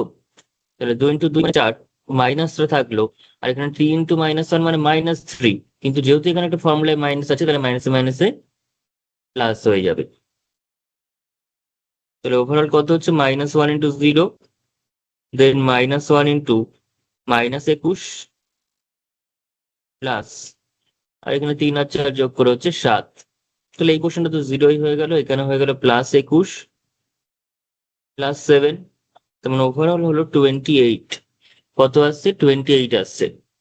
তেমন কিছুটা বুঝতেই পারছি, হয়তো বি এবং সি এর মধ্যে কোনোটা সঠিক অপশন হবে, একটাও হতে পারে যে না হওয়ার কিছু নেই, কারণ সেক্ষেত্রে আমাদের 7-এর মাল্টিপল হচ্ছে 28, তো কেটে কুটে হয়তো 7ও আসতে পারে, সেরকমও হতে পারে, কোনো অসুবিধা নেই। ঠিক আছে, তাই প্রথমেই দেখে কেউ কিছু বলে দেবো না। এবার আমাদের এক্স এর ভ্যালুটা বার করতে গেলে একটা নতুন ডিটারমিনেন্ট বার করতে হচ্ছে গ্রামার স্কুলে, সেটা হলো ডেল্টা 1। সেটা কি? ডেল্টা 1। এবং ডেল্টা 1টা কি করে পাওয়া যায়? ডেল্টা 1টা হচ্ছে এই যে এক্স এর কোএফিসিয়েন্টের যে কলাম, এক্স এর কোএফিসিয়েন্ট গুলোর যে কলামটা, সেটা হচ্ছে এই প্রথম কলামটা। সেই প্রথম কলামে আমরা ডান দিকের সংখ্যাগুলো বসাবো, সেই প্রথম কলামটা আমরা এলিমিনেট করে প্রথম কলামের সংখ্যাগুলো বাদ দিয়ে আমরা ডান দিকের যে সংখ্যাগুলো রয়েছে কোয়েশ্চেনে, সেই সংখ্যাগুলোকে বসাতে হয়, তবে গিয়ে ডেল্টা 1 ডিটারমিনেন্টটাকে পাওয়া যায়। ঠিক আছে, তাহলে কি হবে ডেল্টা 1 ডিটারমিনেন্টটা? তাহলে এখন ডেল্টা 1 ডিটারমিনেন্টটা তাহলে কি আসছে? ডেল্টা 1 এর মধ্যে কারা থাকবে? প্রথম কলামের পরিবর্তে ডান দিকের সংখ্যাগুলো। অর্থাৎ আমরা প্রথম কলামের পরিবর্তে বাকি দুটো কিন্তু যা আছে তাই থাকবে, যা বাকি দুটো কিন্তু এখান থেকেই আসবে। অর্থাৎ বাকি দুটো হচ্ছে 1 1, -1 3, দেন 2 -6, সেগুলো কিন্তু এখান থেকে আসবে। শুধুমাত্র এক্স এর যে কলামটা সেটা আসবে ডান দিকের পোর্শনটা, অর্থাৎ 2 4 1। ঠিক আছে, এবার এই ডিটারমিনেন্টটাকে ব্রেক করতে হবে। এই ডিটারমিনেন্টটাকে আমরা এবার ব্রেক করব। এই ডিটারমিনেন্টটাকে ব্রেক করলে কি কি আসছে দেখা যাক। প্রথমে হচ্ছে সেই প্লাস মাইনাস প্লাস। ঠিক আছে, অর্থাৎ 2 × এইটুকুনি পোর্শন করলে কত হচ্ছে? -1 × 6 মানে হচ্ছে সেই 6, -2 × 3 মানে সেটাও 6, তার মানে আবারও জিরোই আসছে আলটিমেটলি, তাই তো? এটা কিন্তু 6 - 6 হয়ে যাচ্ছে। দেন মাইনাস, মাইনাস কত? -1। সেই -1 এর সঙ্গে কি আসবে? প্রথম রো সেকেন্ড কলাম বাদে বাকি এই দুটো এলিমেন্ট করে আসবে। এবার এখানে কি আছে? 4, আর এখানে কি আছে? -4, তাহলে -24, আবার -1 × 3 মানে হচ্ছে 3, তাহলে -24 -3 মতো আছে।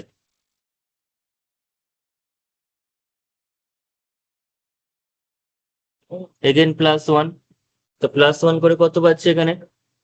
শুধুমাত্র এটুকুনি আসবে। এবার এটুকুনি করলে কত হচ্ছে? 4 × 2 = 8, মাইনাস 1 × -1, তাই তো? 4 × 2 = 8, আর এখানে -1 × 1 মানে -1, তার সঙ্গে আরেকটা মাইনাস, তার মানে +1, তার মানে 8 + 1 আসছে।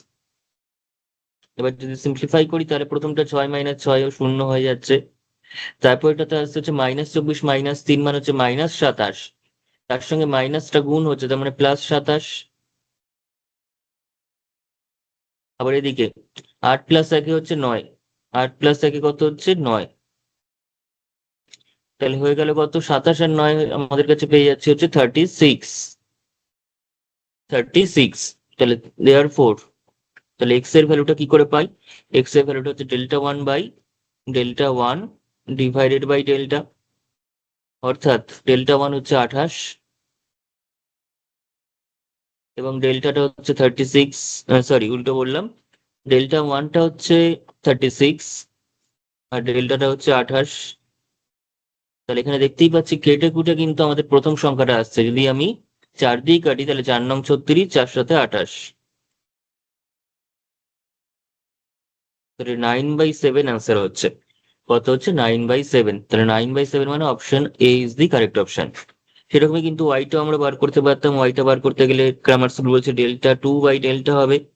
জেডটা করতে গেলে ডেল্টা 3/ডেল্টা হবে। ডেল্টা 2 কি করে পাওয়া যায়? যেমন ডেল্টা 1 এর মতো করেই, ডেল্টা 1 এর সময় এক্স এর কলামে আমি ডান দিকের সংখ্যাগুলো বসালাম, আর ডেল্টা 2 সময় এক্স এবং জেডটাকে সেম রেখে ওয়াই এর কলামে ডান দিকের সংখ্যাগুলো বসবে। আর ডেল্টা 3 এর সময় এক্স ওয়াই এর কলাম সেম রেখে, অর্থাৎ ফার্স্ট সেকেন্ড কলাম সেম রেখে থার্ড কলামে, ডেল্টার যে থার্ড কলামটা রয়েছে সেই থার্ড কলামে ডান দিকের সংখ্যাগুলো বসবে।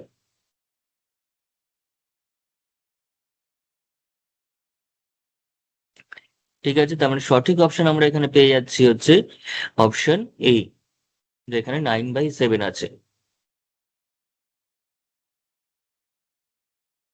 ব্যাস, এবার চলে আসি next কোয়েশ্চেনে।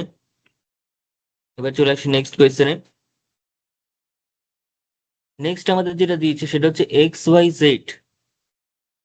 ax plus by plus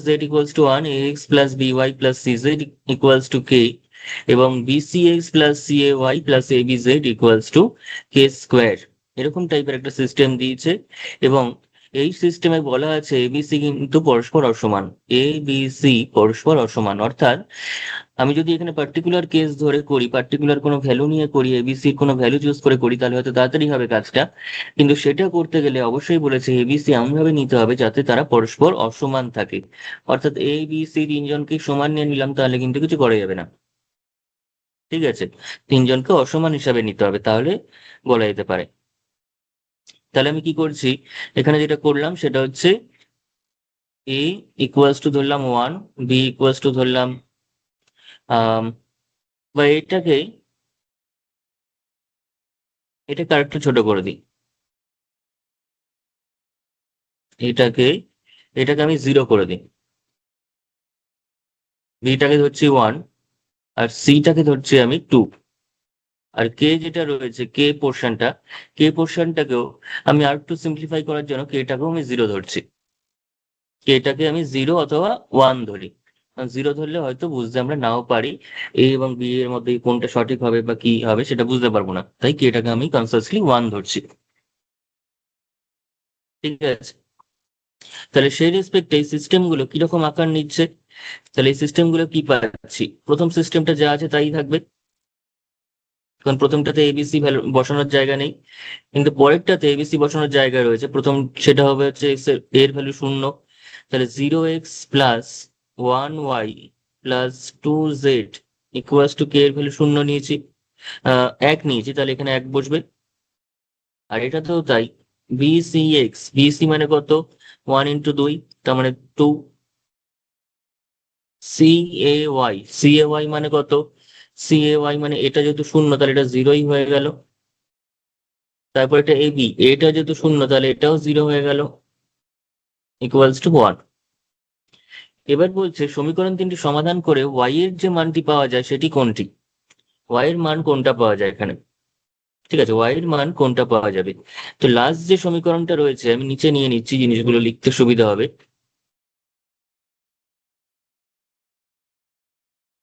এখানে আমরা দেখতে পাচ্ছি সেটা হলো এই যে ইকুয়েশনটা, সেখান থেকে জেড এর মান, এক্স এর মানটা বেরিয়ে যাচ্ছে। এখান থেকে কিন্তু এক্স এর মানটা বেরিয়ে যাচ্ছে, কারণ এক্স এর ভ্যালু হচ্ছে 2x ইকুয়ালস টু 1 দ্বারা আছে, তার মানে এক্স এর ভ্যালুটা হয়ে যাচ্ছে হাফ। এক্স এর ভ্যালুটা আমরা পাচ্ছি হাফ। আবার তার উপরের ইকুয়েশন থেকে ওয়াই আর জেড এর মধ্যে একটা রিলেশন পাচ্ছি, ওয়াই এবং জেড এর মধ্যে একটা রিলেশন পাচ্ছি, সেটা y plus 2z equals to 1। আর এখানে যদি আমি এক্স এর মানটা বসাই তাহলে সেখান থেকে আরেকটা রিলেশন পাওয়া যাচ্ছে যে half plus y plus z equals to 1। This means y plus z equals to 1 minus half. আমি কিন্তু ডাইরেক্ট কোনো গ্রামার রুল এখানে ইউজ করছি না।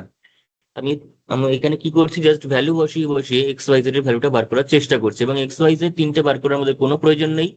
ওয়াইটাই শুধুমাত্র চেয়েছে, এবং সেটা ওয়াইটা বার করতে গিয়ে যদি অন্যগুলো বেরিয়ে যায় তো সেটা বেরোবে, কিন্তু আলাদা করে করার প্রয়োজন নেই এখানে। তাহলে y plus z equals to 1 minus half মানে কিন্তু হাফ। ঠিক আছে, তার মানে দুটো ইকুয়েশন এখানে আলটিমেটলি পাওয়া যাচ্ছে। এখানে আলটিমেটলি দুটো ইকুয়েশন পাওয়া যাচ্ছে। আমি যদি এখানে 2টা দিয়ে মাল্টিপ্লাই করে দিই, তাহলে 2y plus 2z equals to 1। তাহলে যেহেতু আমি ওয়াই এবং জেড এর রিলেশন বার করতে চাইছি, যেহেতু আমি ওয়াই জেড এর রিলেশন বার করতে চাইছি, কারণ সেখান থেকে ওয়াইটা বেরিয়ে যাবে, তাহলে সেটা বার করার জন্য দুটো ইকুয়েশন পেয়েছি। একটা হচ্ছে 2y plus 2z equals to 1, আর একটা পেয়েছি y plus 2z equals to 1। y plus 2z equals to 1 পেয়েছি। ঠিক আছে, এবার এই দুটো ইকুয়েশন যদি আমি যোগ করি তাহলে কি হবে?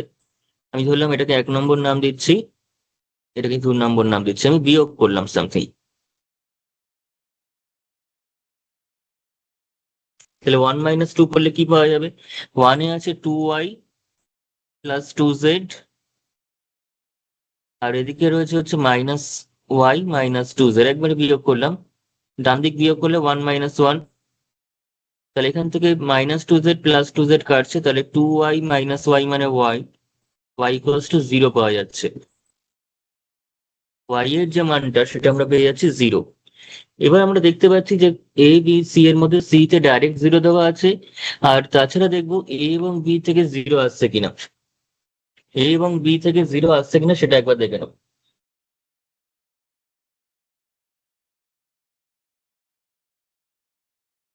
ঠিক আছে, এ এবং বি থেকে 0 আসছে কিনা একবার দেখবো এই ভ্যালুগুলোর জন্য। তো এই অপশনে যদি তুই এই ভ্যালুগুলো বসাস তাহলে কি আসছে? কে এর ভ্যালু 1 বসাবি, এটা 0, তাহলে অপশন এটা কি চলে আসবে? কেটা কত? কেটা 1, তাহলে 1 কে স্কোয়ার মানে 1, প্লাস এটা যেহেতু 0 তার মানে 0, মাইনাস বিটা কত? বিটা হচ্ছে 1, সিটা কত? 2, ডিভাইডেড বাই কত? B minus a, b minus এ মানে হচ্ছে 1 মাইনাস 0, আর বি মাইনাস সি মানে কত? 1 মাইনাস 2। তাহলে এটা ক্যালকুলেট করলে কত দাঁড়াচ্ছে দেখ, এখানে হচ্ছে 1 মাইনাস 2 ডিভাইডেড বাই 1 মাইনাস 1। তো আলটিমেটলি এটা আসছে হচ্ছে 1ই আসছে, তাই তো? কারণ উপরে -1 ডিভাইডেড বাই নিচে -1, তাহলে 1 আসছে, তাহলে মোটেও 0 আসছে না এটা থেকে। তাহলে অপশন এটা একদমই কারেক্ট নয়। আর এদের কোনোটি নয় সাধারণত হয় না, কারণ আমাদের যদি এটা বি অপশনটা নাই হয় তাহলে সি অপশনটা রয়েছে 0 হওয়ার জন্য। ঠিক আছে, তাহলে সি অথবা বি, যদি বি থেকে 0 আসে তাহলে বিটাকেই সঠিক করতে হবে আমাদের, কারণ আমরা কিন্তু এখানে পার্টিকুলার ভ্যালু নিয়ে কাজটা করেছি। ঠিক আছে, তাহলে বি অপশন থেকে 0 আসলে বিটাকেই সঠিক করতে হবে। তো বি অপশনটা অ্যাকচুয়ালি কত আসছে দেখি, কেটা 1, বিটা 1, মাইনাস বি 1, সি 2,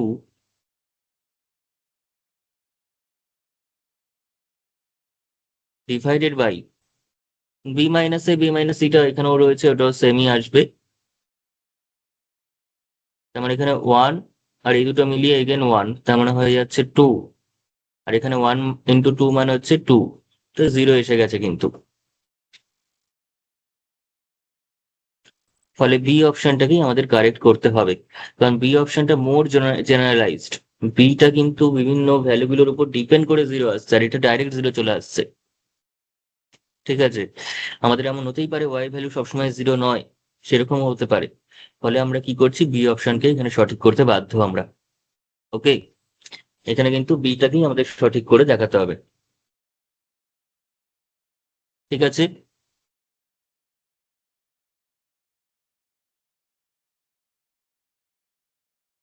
ব্যাস।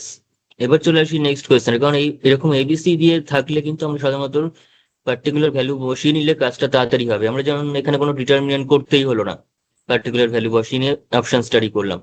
কিন্তু আমরা যদি এখন মানে এবিসি ধরে করি, তাহলে সেক্ষেত্রে ডিটারমিনেন্টটা বার করতে হবে ডেল্টা, তারপর ডেল্টা টু বার করতে হবে, দেন ডেল্টা টু বাই ডেল্টা করে ওয়াই এর মানটা বার করতে হবে, এবং সেগুলো যেহেতু এবিসি দিয়ে ডিটারমিনেন্ট, সেগুলো বার করতে যথেষ্ট টাইম লাগবে, এবং সেই টাইমটা কিন্তু আমাদের অনেকটাই চলে যাবে, অন্য অঙ্কের ক্ষেত্রে টাইম শর্ট পড়ে যাবে। তো আমাদের যেগুলো যেভাবে করার জন্য শেখাচ্ছি, ঠিক সেই কনসেপ্ট গুলো, সেই ভালো করে পদ্ধতিগুলো তোমরা বোঝো এবং সেই পদ্ধতিতে করার চেষ্টা করো, তাতে করে কিন্তু তোমাদের টাইমটা বাঁচবে অনেকটা। যেখানে যতটা শর্ট ট্রিক্স করা দরকার বা সহজ করা দরকার বা টাইম কমের জন্য যা করার দরকার সেটাই করাচ্ছি, এবং যেখানে আমাদের সাবজেক্টিভলি করতে হবে, যেখানে বড় করেই করা ছাড়া উপায় নেই, সেগুলো বড় করেই হবে। তাই তোমরা সমস্ত রকম ভাবে প্রিপেয়ার থাকবে যে না, কখন কোনটা কিভাবে অ্যাপ্লাই করবে। ওকে, তো যাই হোক, চলে আসবো নেক্সট কোয়েশ্চেনে। পরের যে কোয়েশ্চেনটা যেমন দিয়েছে, পরের কোয়েশ্চেনটা আমি যদি এখন এবিসি ধরেই করতে বসি, তাহলে অনেক বড় হয়ে যাবে। তো সেটাকে আমরা যদি এখন এবিসি পার্টিকুলার ভ্যালু চুজ করে করি, তবে কিন্তু জিনিসটা একটু হলেও সোজা হবে। এবং পার্টিকুলার ভ্যালু চুজ করছি মানে এই নয় যে যা খুশি তাই নিয়ে নেবো। আমাদের অবশ্যই বুঝে শুনে নিতে হবে, যেগুলো কোয়েশ্চেনে গিভেন আছে। যেমন এখানে বলা আছে a b c, a not equals to b not equals to c, মানে তিনজনেই অসমান। ঠিক আছে, তিনজনেই, তিনটি অসমান। তাহলে আমি এবিসির ভ্যালু তিনটাকে ওয়ান ওয়ান ওয়ান নিয়ে নিতে পারবো না সহজ করার জন্য, কিংবা জিরো জিরো জিরো নিয়ে নিতে পারবো না, তিনটেই অসমান হবে। এবং এমন ভাবে নিতে হবে যেন a b plus BC plus c a non zero আসে। তো এই ক্ষেত্রে আমরা আগের যে ভ্যালুটা নিয়েছি সেটা নিতেই পারি, আগের যে ভ্যালুটা নিয়েছি সেটা কিন্তু নিয়ে দেখতে পারি। যে আমি নিলাম something a equals to zero, b equals to one, c equals to two, এবং কে তো নেই এখানে, ফলে নেওয়ার কোনো প্রয়োজন নেই, এই তিনটা নিয়ে নিচ্ছি। তো এই তিনটে যদি কেউ নেয়, তাহলে তার উপর ডিপেন্ড করে এই সমীকরণগুলো কিরকম আকার ধারণ করবে। এই তিনটে ভ্যালু নিলে এই সমীকরণগুলোর আকারটা কিরকম আসছে।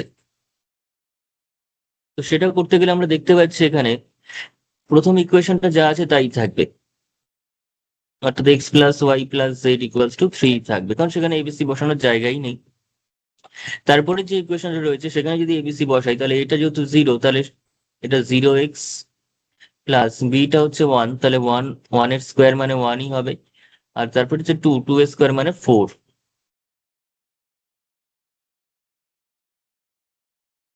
ঠিক আছে,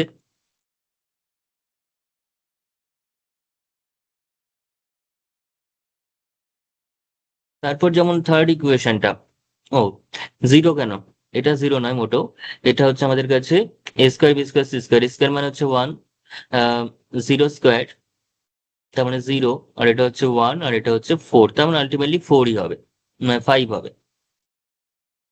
ঠিক আছে, তাহলে ইকুয়েশনটা কি দাঁড়াচ্ছে, y plus four z equals to five, একটা ইকুয়েশন আসছে।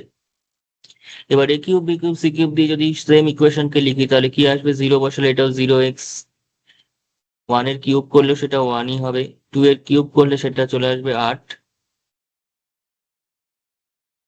আর এখানে তাহলে কত হচ্ছে, এই কোএফিসিয়েন্ট গুলোর যোগফল।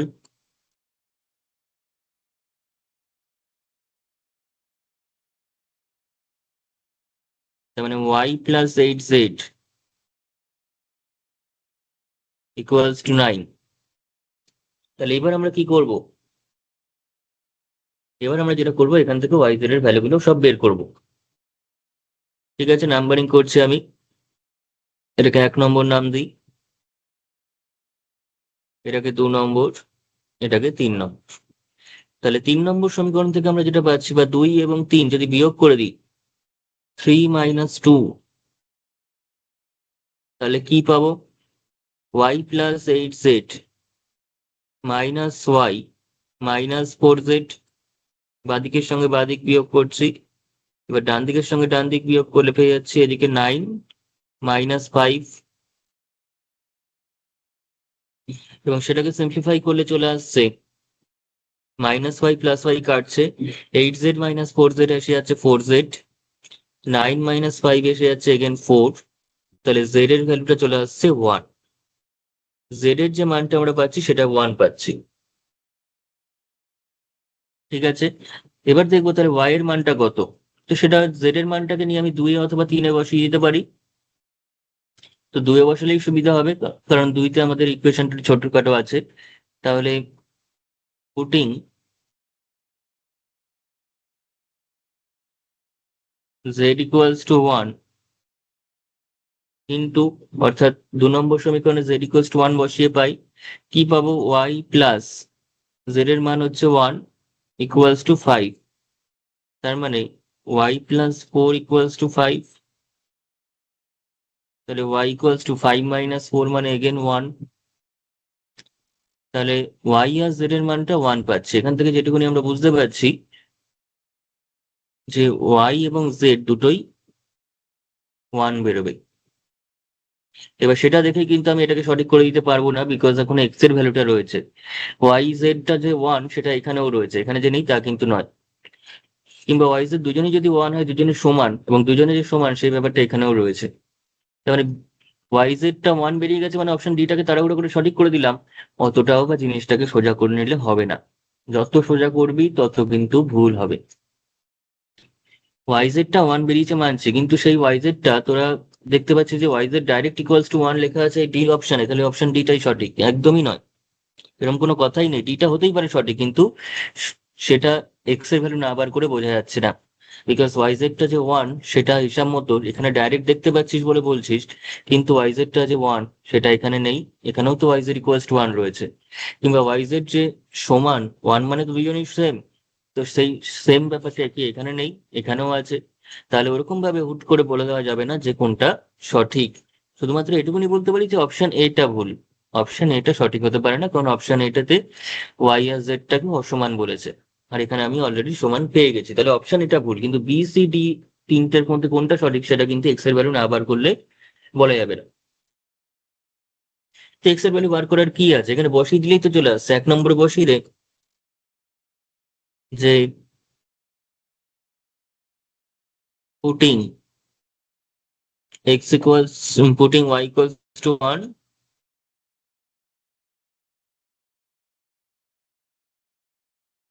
in 1,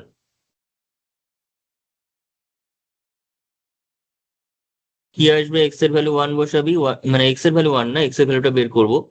y এর ভ্যালু 1, z এর ভ্যালু 1, আর x এর ভ্যালু কত আমাদের বের করতে হবে। তো দেখেই বুঝতে পারছি এটাও 1ই হবে, মানে যোগ করলে 3 আসলো কি করে?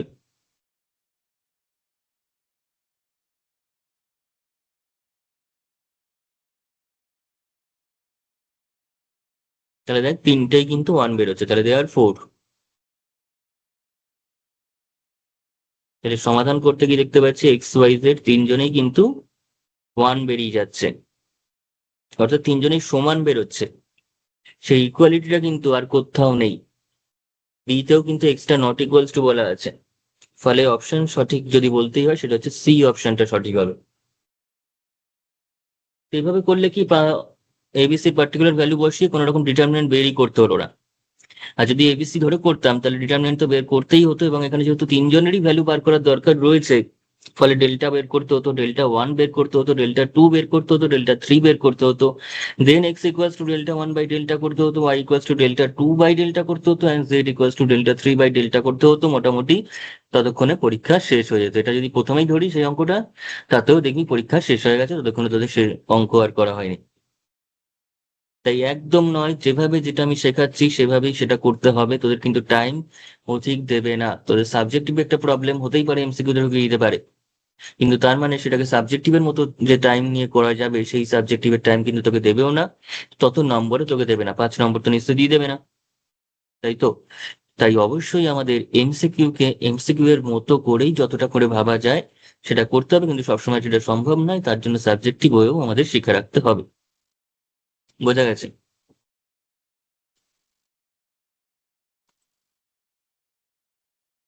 যাই হোক, এবার আসি নেক্সট কোয়েশ্চেনে।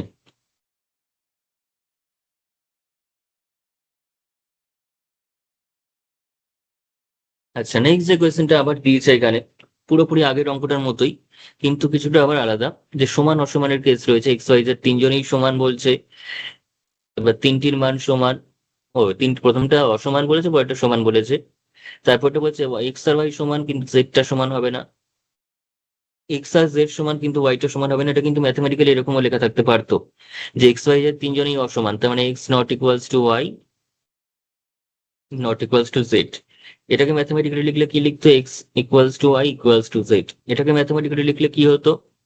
এক্স আর ওয়াই এর মান সমান, তার মানে এক্স ইকুয়ালস টু ওয়াই, জেডটা অসমান, তার মানে নট ইকুয়ালস টু জেড। অপশনগুলো যদি এরকম থাকতো তাহলে ঘাবড়ানোর কিছু নেই। এক্স আর জেড এর মান সমান, তাহলে এক্স আর জেড কে পাশাপাশি না রাখলে এটা বলা যাবে না, আর ওয়াইটা অসমান। ঠিক আছে, তো যাই হোক, আমাদের সেটা বড় কথা না, আমাদের হচ্ছে তিনটে সমাধান করতে হবে। এবার সমাধান করাচ্ছে আমি যেটা বলবো সেটা হচ্ছে এখানেও একটা শর্ট ট্রিক্স অ্যাপ্লাই করছি। কিভাবে সেই শর্ট ট্রিক্স অ্যাপ্লাই করছি? সবাই যতক্ষণে তোরা বসে বসে, অনেকে যারা এই ভিডিও দেখেনি, ক্লাস করেনি, তারা বসে বসে সমাধান করবে, করে 10-12টা অঙ্কের যে সময় সেই সময় নষ্ট করবে, তারা কিন্তু ততক্ষণে তোরা অপশন দেখে বলে দিতে পারবি কোনটা হবে। কি করবি? জাস্ট দেখ, এখানে তোরা যেটা করতে পারিস, তিনটে এক্স, এক্স ওয়াই জেড তিনজনকেই তুই ওয়ান নিয়ে নে। ঠিক আছে, তিনজনকেই তুই ওয়ান নিয়ে নে, তাহলে কি আসবে সেখান থেকে? ইকুয়েশন গুলো কি দাঁড়াচ্ছে এবার দেখ। তিনটাকে যদি তুই ওয়ান নিস, তাহলে ইকুয়েশন গুলো কি আসছে?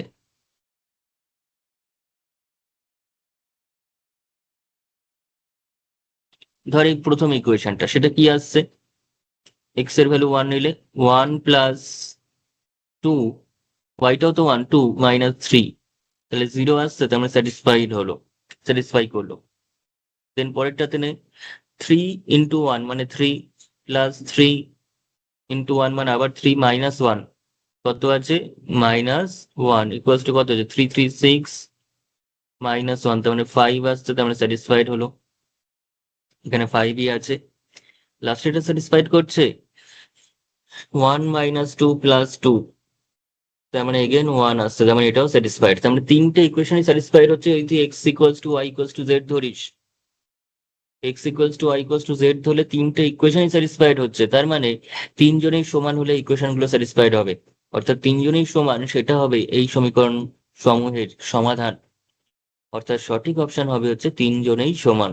অর্থাৎ option B is correct, x y z তিনটি মানই সমান। এই যে সমান রয়েছে, এবং এই সমান ধরেই কিন্তু আমরা তিনটে ইকুয়েশন স্যাটিসফাইড হয়ে গেছে সাইমেলটেনিয়াসলি। ঠিক আছে, ব্যাস এবার চলে আসবো নেক্সট কোয়েশ্চেনে।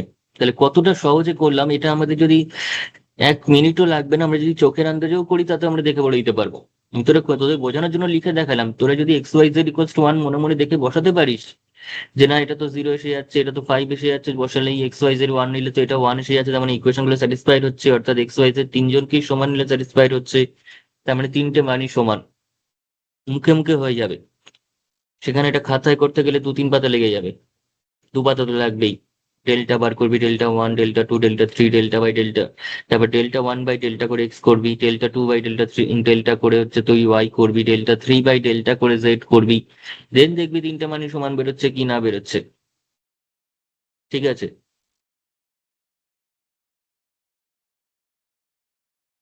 যাই হোক চলে আসি নেক্সট কোয়েশ্চেনে।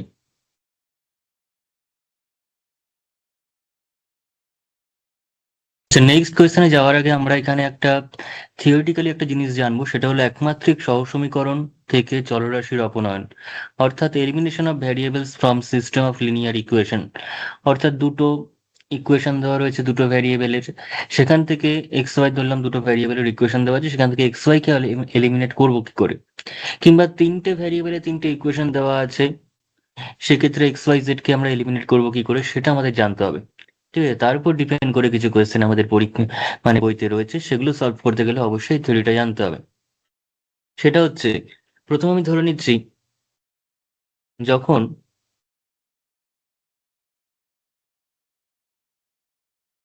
চলরাশির সংখ্যা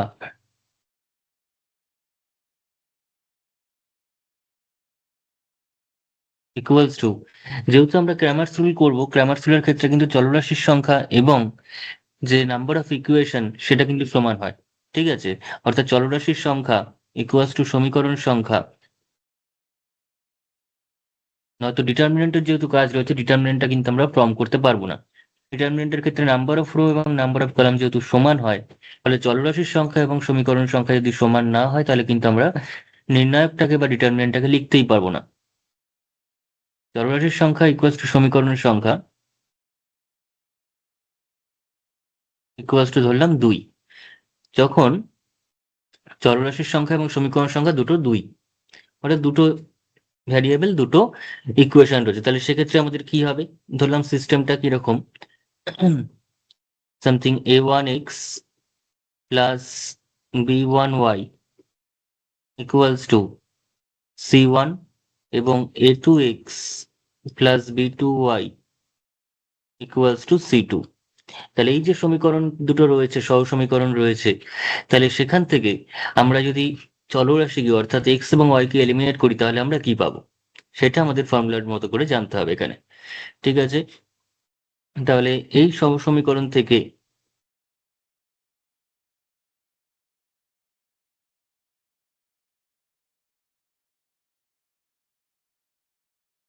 এই সহ সমীকরণ থেকে চলরাশি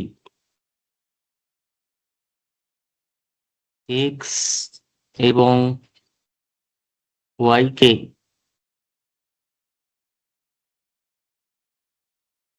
অপনয়ন বা এলিমিনেশন করলে পাওয়া যায়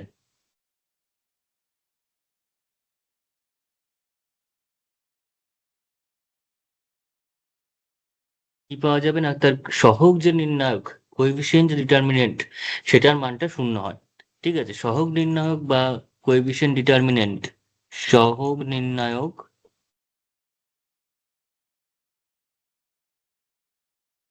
বা কোএফিসিয়েন্ট ডিটারমিনেন্ট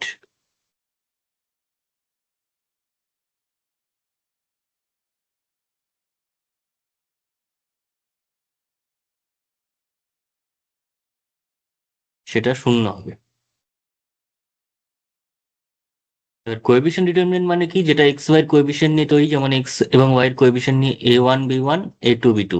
প্রথমের কোএফিসিয়েন্ট গুলো কত, a1 b1, আর পরেরটা হচ্ছে a2 b2। তার মানে this is equals two a1 b1 a2 b2 equals to শূন্য। ঠিক আছে, তাহলে এটাই হচ্ছে আমাদের কাছে এলিমিনেশন করে পাওয়া যাবে, অর্থাৎ a1 b2 যদি ভাঙি তাহলে a1 b2 minus b1 a2 equals to শূন্য। তো আমাদের মূলত যেটা মনে রাখতে হবে, কোএফিসিয়েন্ট ডিটারমিনেন্টটা শূন্য করতে হয়। সেটাই হচ্ছে চলরাশি এবং সমীকরণ সংখ্যা যখন সমান হয় তখন চলরাশি এলিমিনেশন করার পদ্ধতি, কোএফিসিয়েন্ট ডিটারমিনেন্টটাকে সিস্টেমে শূন্য করে দিতে হয়। ঠিক আছে, যেমন আমি যদি এখন 2 এর বদলে 3 নিই, অর্থাৎ তিনটে চলরাশি রয়েছে এবং তিনটে সমীকরণ রয়েছে, অর্থাৎ number of equation is 3 and the number of variables or unknowns this is also equals to 3। তো সেই ক্ষেত্রে আমাদের কিরকম ঘটবে ঘটনাটা, অর্থাৎ আমি যদি তিনটে করে এখানে ইকুয়েশন নিই, এখানে যদি তিনটে ইকুয়েশন যদি নেওয়া হয়, সমীকরণগুলো তাহলে কি কি হতে পারে, যেমন এখানে হলো a1x plus b1y plus c1z equals two ধরলাম d1 রয়েছে a2x plus b2y plus c2z plus d2, মানে ইকুয়ালস টু d2। আর যেহেতু তিনটে ভ্যারিয়েবল এক্স ওয়াই জেড, তার মানে তিনটে ইকুয়েশন থাকবে, তার মানে a3x plus b3y plus c3z equals two d3। ঠিক আছে, তাহলে এই যে চলরাশির সমীকরণগুলো রয়েছে সেখান থেকে যদি আমরা এক্স ওয়াই জেড কে এলিমিনেট করি তাহলে কি পাবো না, সেই একই আমাদের সহ সমীকরণের যে সহগ নির্ণায়ক বা কোএফিসিয়েন্ট ডিটারমিনেন্ট সেটা হয়ে যাবে শূন্য। কোএফিসিয়েন্ট ডিটারমিনেন্টটা কি করতে হবে, শূন্য করে দিতে হবে। তাহলে আগেটাতে আমরা এক্স আর ওয়াই কে এলিমিনেট করেছিলাম, তাহলে এখানে এক্স ওয়াই এবং জেড কে এলিমিনেট করতে হবে। এবং করলে আমরা কি পাবো, করলে কি পাওয়া যাবে, কোএফিসিয়েন্ট ডিটারমিনেন্ট শূন্য, কোএফিসিয়েন্ট ডিটারমিনেন্ট এখানে কি a1 b1 c1 a2 b2 c2 a3 b3 c3। ঠিক আছে, তাহলে কোএফিসিয়েন্ট ডিটারমিনেন্ট হচ্ছে a1 b1 c1 এই যে, এবং a2 b2 c2 আর A3 B3 C3, ঠিক আছে? তাহলে A1 B1 C1, A2 B2 C2 আর A3 B3 C3, this is equals to 0। ঠিক আছে, এটাকে ভাঙলে যা হওয়ার সেটা হবে। এখন যদি আমি ইন জেনারেল n সংখ্যক সমীকরণের ক্ষেত্রে বলি, সহজ সমীকরণের সংখ্যা যদি n হয়ে যায়, n সংখ্যক সহজ সমীকরণ যদি আমরা এখানে নিই, ঠিক আছে, তাহলে তখন কি রকম দেখতে হবে পুরো ঘটনাটা? তাহলে জেনারেলাইজড হয়ে যাবে একদম। অর্থাৎ তখন ঘটনাটা আমাদেরকে চলে আসবে, যদি n সংখ্যক ইকুয়েশন থাকে তাহলে শুধুমাত্র সমীকরণের আকারগুলো চেঞ্জ হয়ে যাবে, কনসেপ্ট সেমই থাকবে। যদি ইন জেনারেল n বলি তার মানে হচ্ছে আমাকে আর A1 B1 C1 দিয়ে লেখার কোনো মানে হয় না, আমাদের সেক্ষেত্রে ম্যাট্রিক্স নোটেশন ইউজ করতে হবে। A11 X1 plus A12 X2 plus A13 X3 plus dot dot dot A1n Xn equals to কত? ইকুয়ালস টু হচ্ছে সামথিং B1।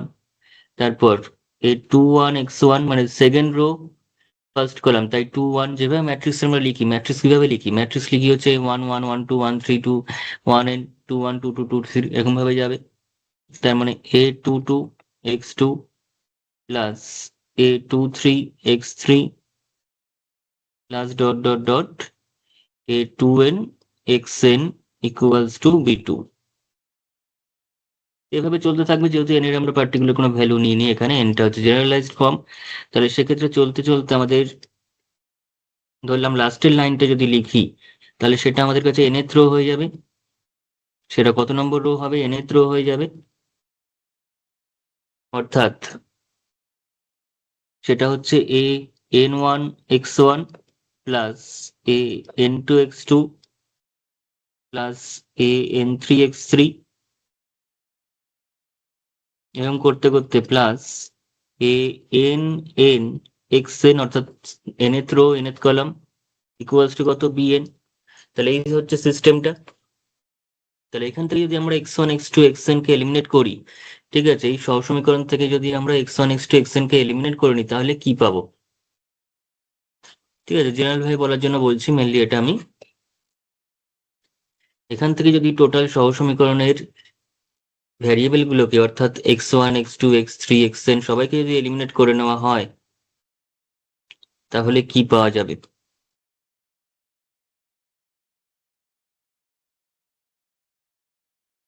তাহলে আমরা পেয়ে যাবো কোএফিশিয়েন্ট ডিটারমিনেন্ট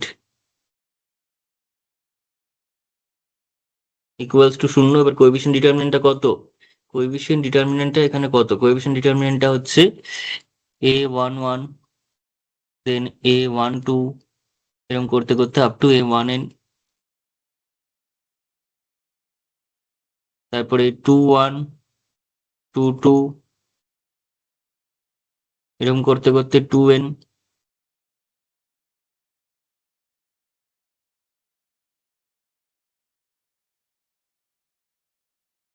এবং লাস্টেরটা হবে N1 N2 Nn equals to 0। তো এইভাবে আমাদের প্রসেসটা করতে হয়, যে কোনো একটা সিস্টেম অফ লিনিয়ার ইকুয়েশন দেওয়া আছে বা একমাত্রিক সহজ সমীকরণ দেওয়া রয়েছে, সেখান থেকে যদি আমাদের তার চলরাশিগুলোকে বা ভ্যারিয়েবলস গুলোকে এলিমিনেট করতে হয়, তাহলে জাস্ট সেই সিস্টেমের কোএফিশিয়েন্ট ডিটারমিনেন্টটাকে বা সহগ নির্ণায়কটাকে 0 করে দিতে হবে, করলেই আমরা এলিমিনেশন হয়ে যাবে, সেখানে কোনো ভ্যারিয়েবলস থাকবে না, শুধুমাত্র কোএফিশিয়েন্ট নিয়ে একটা ভ্যালু তৈরি হবে। ঠিক আছে, তো এবার আমরা একটা অঙ্কে চলে যাই, তাহলে জিনিসটা ক্লিয়ার হয়ে যাবে একদম, কনসেপ্টটা যা বললাম সেটা কিভাবে অ্যাপ্লাই করা হবে অঙ্কের মধ্যে সেটা এবার দেখি। যেমন এখানে বলছে যেরকম তিনটে সিস্টেম দিয়ে দিয়েছে, এই তিনটে সিস্টেম এখানে রয়েছে। যদি সিস্টেমটা আমাদের কাছে কোনো লিনিয়ার ফর্মে ঠিক করে সাজানো নেই, সেটাকে আমরা সাজাবো। সেখান থেকে XY Z কে এলিমিনেট করতে বলছে, সেখান থেকে X কে Y কে এবং Z কে এলিমিনেট করলে কি রিলেশনটা আসবে দেখতে বলছে। ঠিক আছে, তাহলে এই যে রিলেশনটা আমরা পাচ্ছি এখানে, সেটাকে যদি আমরা ঠিক করে সাজিয়ে নিই, তাহলে কি আসছে? রিলেশনটাকে ঠিক করে সাজানো হলে আমরা দেখতে পাচ্ছি এখান থেকে পেয়ে যাব X equals to AY plus AZ, কোনাকুনি গুণ করলে এটা চলে আসবে Y equals to BY plus BZ by নয়, এটা বিএক্স, বিজেড প্লাস বিএক্স, এবং এটাতে চলে আসবে z equals to cx plus সিজেড, এবং সব যদি একদিকে নিই তাহলে চলে আসছে x minus a y minus a z equals to 0। এখান থেকে পেয়ে যাচ্ছি এক্সটা হয়ে যাচ্ছে বিএক্স, তাই তো? তার মানে bx minus y minus bz equals to 0, এবং লাস্টেরটা থেকে পেয়ে যাচ্ছি এখানে জেড হওয়া উচিত না, এটা ওয়াই হবে, কারণ জেড যেহেতু বাঁদিকে রয়েছে এদিকটা, তার মানে ওয়াই হবে। তাহলে c x plus c y minus z equals to 0। ঠিক আছে, এরকম একটা সিস্টেম পাচ্ছি। তো এই সিস্টেম থেকে যদি আমরা এক্স ওয়াই জেড কে এলিমিনেট করতে চাই, এক্স ওয়াই জেড কে যদি আমরা এই সিস্টেম থেকে এলিমিনেট করি, তাহলে কি করতে হবে? কোএফিসিয়েন্ট ডিটারমিনেন্টকে শূন্য করে দিতে হবে। অর্থাৎ অর্থাৎ কোএফিসিয়েন্ট ডিটারমিনেন্ট এখানে আছে কারা কারা কারা আছে কোএফিসিয়েন্ট ডিটারমিনেন্টে? সেটা রয়েছে হচ্ছে আমাদের শুধু এক্স আছে মানে 1 আছে প্রথম ইকুয়েশনে, দেন মাইনাস এ, তাহলে 1 মাইনাস এ, প্রথমটায় আছে হচ্ছে 1 মাইনাস এ, তারপর ওটাতে আছে বি -1 মাইনাস বি,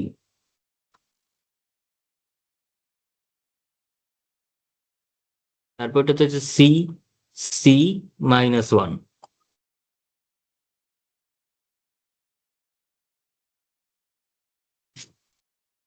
আচ্ছা, এই কোএফিসিয়েন্ট ডিটারমিনেন্টে কি করতে হবে বা জিরো করতে হবে? আচ্ছা, এই কোএফিসিয়েন্ট গুলো কিন্তু অবশ্যই ভালো করে আমাদের চেক করে নিতে হবে, কারণ এখানে কোনো ভুল থাকলে কিন্তু পরে গিয়ে প্রবলেমে পড়তে হবে, পরে কিন্তু কোনোটাও মিলবে না। তো এখানে দেখতে পাচ্ছি, এখানে একবার দেখে নিই সব ঠিকঠাক করে, x equals to plus a y plus a z, সব এদিকে নিয়ে এসেছি, মাইনাস, ঠিক আছে। এখানে হচ্ছে বিএক্স মাইনাস ওয়াই, ওয়াইটা দিয়ে গেল, বিজেডটা, আচ্ছা এখানে কিন্তু এটা প্লাস হবে, এটা ঠিক করে, এটা প্লাস হবে, এটা প্লাস না হলে তো কি করে হচ্ছে, এখানে বিএক্স আর বিজেড তো একই দিকে ছিল, বিএক্স আর বিজেডটা প্লাসে থাকবে, এটা ওয়াইটা দিয়ে গেছে মাইনাস, ঠিক আছে। আর এখানে c x plus c y, ঠিক আছে, মাইনাস জেড, ঠিক আছে একদম। তার মানে এটা প্লাস বি মানে এটা প্লাস বি, এটা শুধু বি লিখ, ঠিক আছে। তাহলে দিস ইজ ইকুয়ালস টু কত হচ্ছে? 0। এবার এটাকে আমাদের কি করতে হবে? এক্সপ্যান্ড করতে হবে ডিটারমিনেন্টটাকে। ডিটারমিনেন্টটাকে এক্সপ্যান্ড করলে আমরা কি পাচ্ছি? প্রথমে দেখ, 1 রয়েছে এখানে, এখানে কত রয়েছে? 1। তাহলে 1 এর রেসপেক্টে যদি করি, প্রথম রো এর রেসপেক্টে করছি, প্রথম রো এর রেসপেক্টে করলে 1 ইন্টু কত হচ্ছে? -1 তার মানে হচ্ছে +1। এই 1 এর রেসপেক্টে করলে এই দুটো আসবে, মাইনাস এইটা আসবে, তাই তো? তাহলে -1 +1, আর এদিকে হচ্ছে বি ইন্টু সি মানে হচ্ছে মাইনাস বি ইন্টু সি মানে বিসি, দেন মাইনাস, কারণ এখানে হচ্ছে প্লাস হলো, দেন এটা মাইনাস, দেন এটা প্লাস এগেইন। তাহলে মাইনাস কত আছে? মাইনাস এ আছে, মাইনাস এ যখন করছি তখন কোনটা আসছে? শুধুমাত্র এই দুটো আসছে।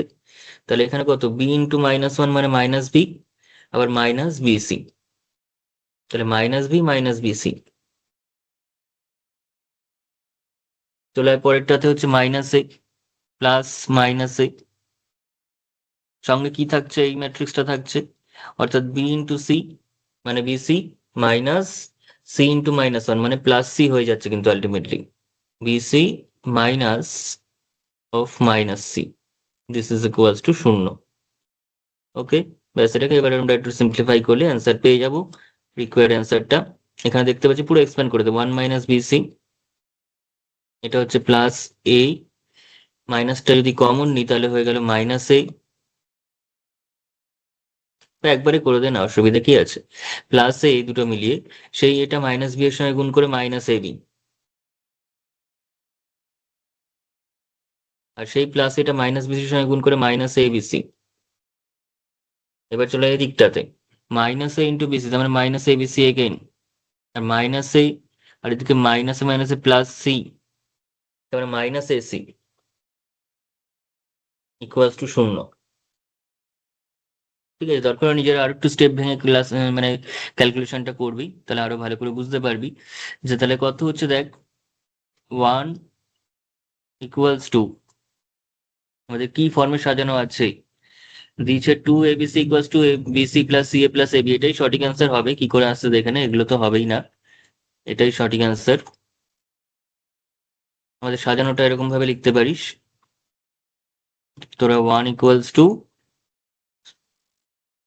এ বি ওদিকে গেল প্লাস হয়ে plus BC plus c A, R minus a BC minus a BC মানে মাইনাস টু বিসি, তাহলে জিরোর ওদিকে গেলে হচ্ছে ডান দিকে গেলে টু এ বিসি, তাহলে ঘুরিয়ে লিখে দে just two a bc plus a b plus BC plus c a equals to 1।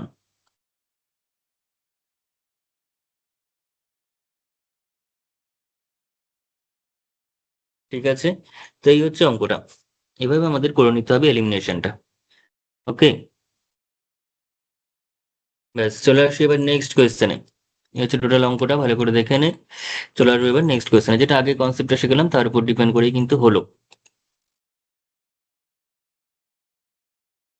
তারপরে যে কোয়েশ্চেনটা রয়েছে এখানে, যে x plus h y plus g equals to শূন্য, h x plus b y plus f equals to শূন্য এবং g x plus f y plus c equals to k. তো এক্ষেত্রে আমাদের বলেছে এক্স ওয়াই কে এলিমিনেট করতে, কিন্তু তিনটে ইকুয়েশন দিয়েছে, তিনটে ইকুয়েশন দিয়েছে, এক্স ওয়াই কে এলিমিনেট করতে বলেছে, তার মানে তো আমরা ডিটারমিনেন্ট শুধুমাত্র এক্স ওয়াই এর কোএফিসিয়েন্ট নিয়ে ফর্ম করতে পারবো না, সেক্ষেত্রে আমাকে কনস্ট্যান্ট টার্মগুলোকেও কিন্তু নিতে হবেই। ঠিক আছে, এই যে ইকুয়েশনটা রয়েছে লাস্ট ইকুয়েশনটা, সেটাকে কিন্তু কে টাকে আমরা একদিকে নিয়ে নেব,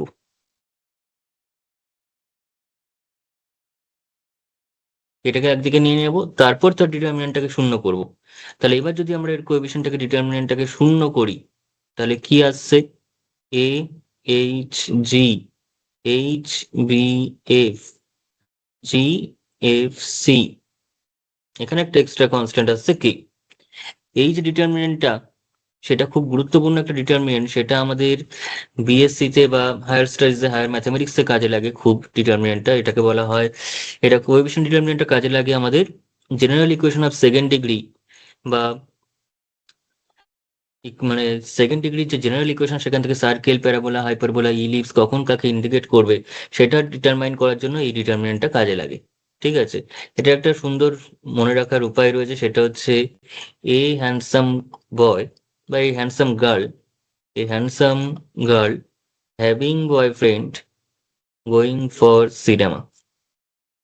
ঠিক আছে, a handsome girl having boyfriend going for cinema, এভাবে মনে রাখতে হয়। সেক্ষেত্রে এই কেটা আসে না, এখানে কেটা এসছে অঙ্কটা এরকম ভাবে দিয়েছে বলে, কিন্তু অ্যাকচুয়াল ডিটারমিনেন্ট হচ্ছে h g h b f g f c, এবং এটা একটা সিমেট্রিক ডিটারমিনেন্ট, কারণ দেখ এইচ যে রোতে রয়েছে সেটাই আবার এই কলামে রয়েছে, এইচ বি এফ সেকেন্ড রোতে রয়েছে, এইচ বি এফ সেকেন্ড কলামে রয়েছে, জি এফ সি থার্ড রোতে রয়েছে, আবার অ্যাজ ওয়েল এস থার্ড কলামেও রয়েছে। ঠিক আছে, এটা একটা বিশেষত্ব রয়েছে ডিটারমিনেন্টটার। This is equal to zero, এবার এটাকে শূন্য করে আমাদের ভ্যালুটা বার করতে হবে।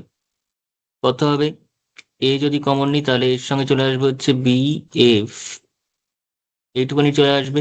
তাই তো, আমি একবার ভেঙে ভেঙে লিখি, তোদের করতে সুবিধা হবে, নাহলে হুট করে ভুলভাল করে ফেলবি। মাইনাস এইচ দিয়ে যখন করছিস তখন কি আসবে, h g f c minus কে,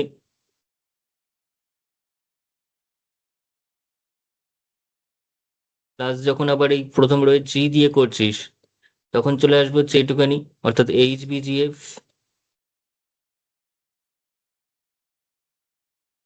এবার তোরা ক্যালকুলেশনটা কর, এবার ক্যালকুলেশনটা কর, দেখ অনেকটা ইজি হবে।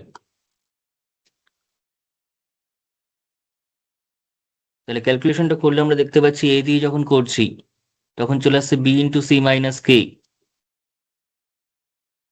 Minus F square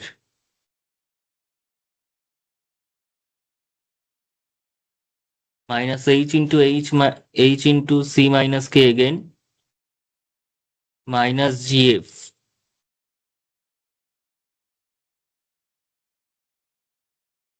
plus g into hf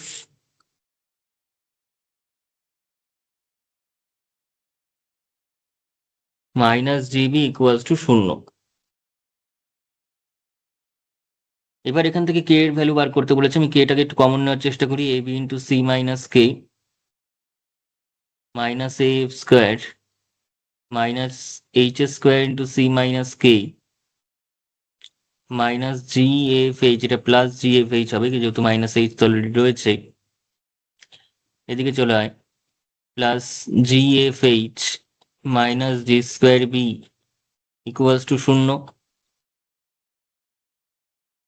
তাহলে এখান থেকে সি মাইনাস কে যদি কমন নিস তাহলে পড়ে থাকছে এ বি, একবারই করে দে, এটাকেও ভেঙেই দে, a b c minus a b k minus a f square minus H square c plus h square k এখান থেকে।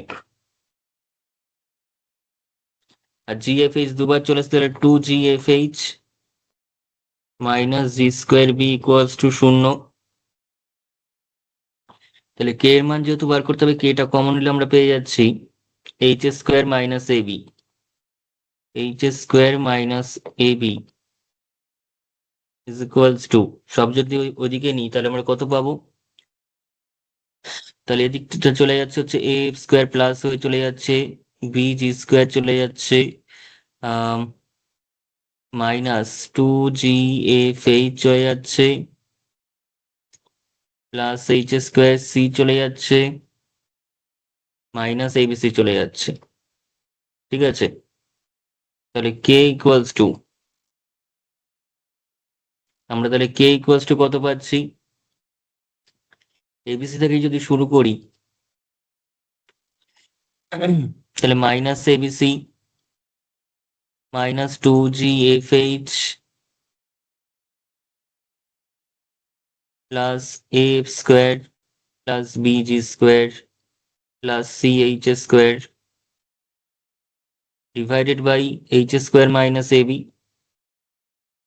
কিন্তু দেখ অপশনে আমাদের কাছে এবি মাইনাস এইচ স্কোয়ার রয়েছে, এবি মাইনাস এইচ স্কোয়ার, তাহলে এবি মাইনাস এইচ স্কোয়ার করে যদি থাকে তাহলে উপরটাকে এবং নিচটাকে মাইনাস দিয়ে গুণ করতে হবে, নয়তো এবি মাইনাস এইচ স্কোয়ার আসবে না। তাহলে মাইনাস দিয়ে গুণ করলে এটা হয়ে যাবে প্লাস এবিসি, পরেরটা হয়ে যাবে প্লাস টু জি এফ এইচ, তারপরটা হয়ে যাবে minus F square minus B G square minus C H square divided by AB minus H square. ঠিক আছে, এবি মাইনাস এইচ স্কোয়ার, তাহলে এটা হবে হচ্ছে কে এর ভ্যালু, যেটা আমরা এলিমিনেশন করলাম, এক্স ওয়াই কে এলিমিনেশন করে পেলাম। বোঝা গেছে, এইভাবে আমাদের কে এর ভ্যালুটাকে বার করতে হয়। ওকে, মানে কোন অপশনটা সঠিক হচ্ছে এখানে, এখানে প্রথমের অপশনটা সঠিক বলা যাবে না, সেকেন্ডের অপশনটা সঠিক, কারণ প্রথমটাতে এখানে মাইনাস রয়েছে আর এখানে কিন্তু এটা প্লাস এসছে এবং সেই প্লাসটা এখানে সেকেন্ড অপশনে দেওয়া আছে, তাহলে option B is the correct option. বোঝা গেল, তাহলে এইভাবে কিন্তু অপনয়ন করে আমাদের এলিমিনেশন করে এক্স ওয়াই জেড কে কাজ করতে হবে। ঠিক আছে, আজকের ক্লাস তাহলে এতটাই থাক, আজকের বিশেষ বেশি কিছু আলোচনা করছি না। আজকের ক্লাসে তাহলে আমরা কি কি শিখলাম, সিস্টেম অফ লিনিয়ার ইকুয়েশন কাকে বলে সেটা, টু ভ্যারিয়েবল থ্রি ভ্যারিয়েবল বা এন ভ্যারিয়েবলের জন্য কি হবে সেটা শিখলাম। তারপর ক্রামার রুল কিভাবে অ্যাপ্লাই করতে হবে, কখন অ্যাপ্লাই করা যাবে ক্রামার রুলকে সেটা জানলাম, এবং দুটো ভ্যারিয়েবলের ক্ষেত্রে কিরকম দেখতে হবে ক্রামার রুলটা, তিনটে ভ্যারিয়েবল তিনটে ইকুয়েশনের ক্ষেত্রে ক্রামার রুলটা কিভাবে প্রযোজ্য হবে, প্রত্যেকটা জিনিস কিন্তু আমরা ইন্ডিভিজুয়ালি থিওরিটিক্যালি করলাম, কনসেপ্টটা বুঝলাম, এবং সেই রিলেটেড যা যা প্রবলেম আমাদের কোয়েশ্চেনে রয়েছে যেগুলোতে আমরা গ্রামার রুল অ্যাপ্লাই করে সলভ করতে পারবো, কিংবা বিভিন্ন শর্টকাট পদ্ধতি বা সহজ পদ্ধতিতে কম সময়ের পদ্ধতিতে আমরা কাজটা করতে পারবো, সেগুলো সমস্তটাই কিন্তু করা হলো। তাই প্রত্যেকটা জিনিস ফার্স্ট টু লাস্ট একদম কোনো রকম ভাবে স্কিপ না করে তোমরা পাই টু পাই দেখো, প্রত্যেকটা ভিডিও তোমরা এইভাবেই দেখতে থাকো এবং নিয়মিত ভিডিওগুলোকে ফলো করো, খাতায় নোট ডাউন করো, বিভিন্ন ভালো করে বোঝো, যেভাবে ঠিক করানো হচ্ছে, বোঝানো হচ্ছে, লেখানো হচ্ছে, সমস্তটাই আয়ত্তে আনার চেষ্টা করো। এবং ক্লাসগুলো নিয়মিত যদি করতে থাকো তোমাদের অঙ্কে ভালো নাম্বার আসতে কিন্তু কেউ আটকাতে পারবে না। প্রত্যেকটা জিনিস এতটাই নিখুঁতভাবে করানো হবে, এতটাই কনসেপচুয়ালি তোমাদের স্ট্রং করানো হবে, ম্যাথমেটিক্যালি তোমাদের এতটা বেশি কনফিডেন্ট করানো হবে যাতে করে প্রত্যেকটা জিনিস অনায়াসে তোমরা অ্যাটেম্প করে আসতে পারো পরীক্ষাতে।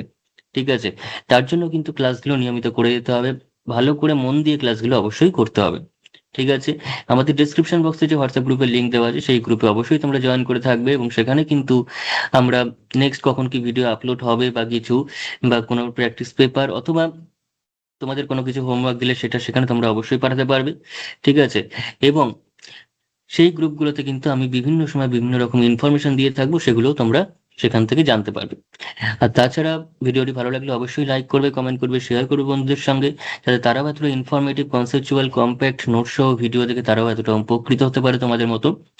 এবং ততক্ষণের জন্য নেক্সট ক্লাসে তাহলে দেখা হচ্ছে আরো একটা ইম্পর্টেন্ট টপিক নিয়ে বা ইম্পর্টেন্ট কনসেপ্টের আলোচনায় এবং আরো বেশি প্র্যাকটিসে। এবং ততক্ষণের জন্য এই ভিডিওটা দেখতে থাকো, প্র্যাকটিস করতে থাকো এবং নিজেদের নেক্সট ক্লাস করার জন্য মেন্টালি প্রিপেয়ার করে নাও। ঠিক আছে, চলো টাটা।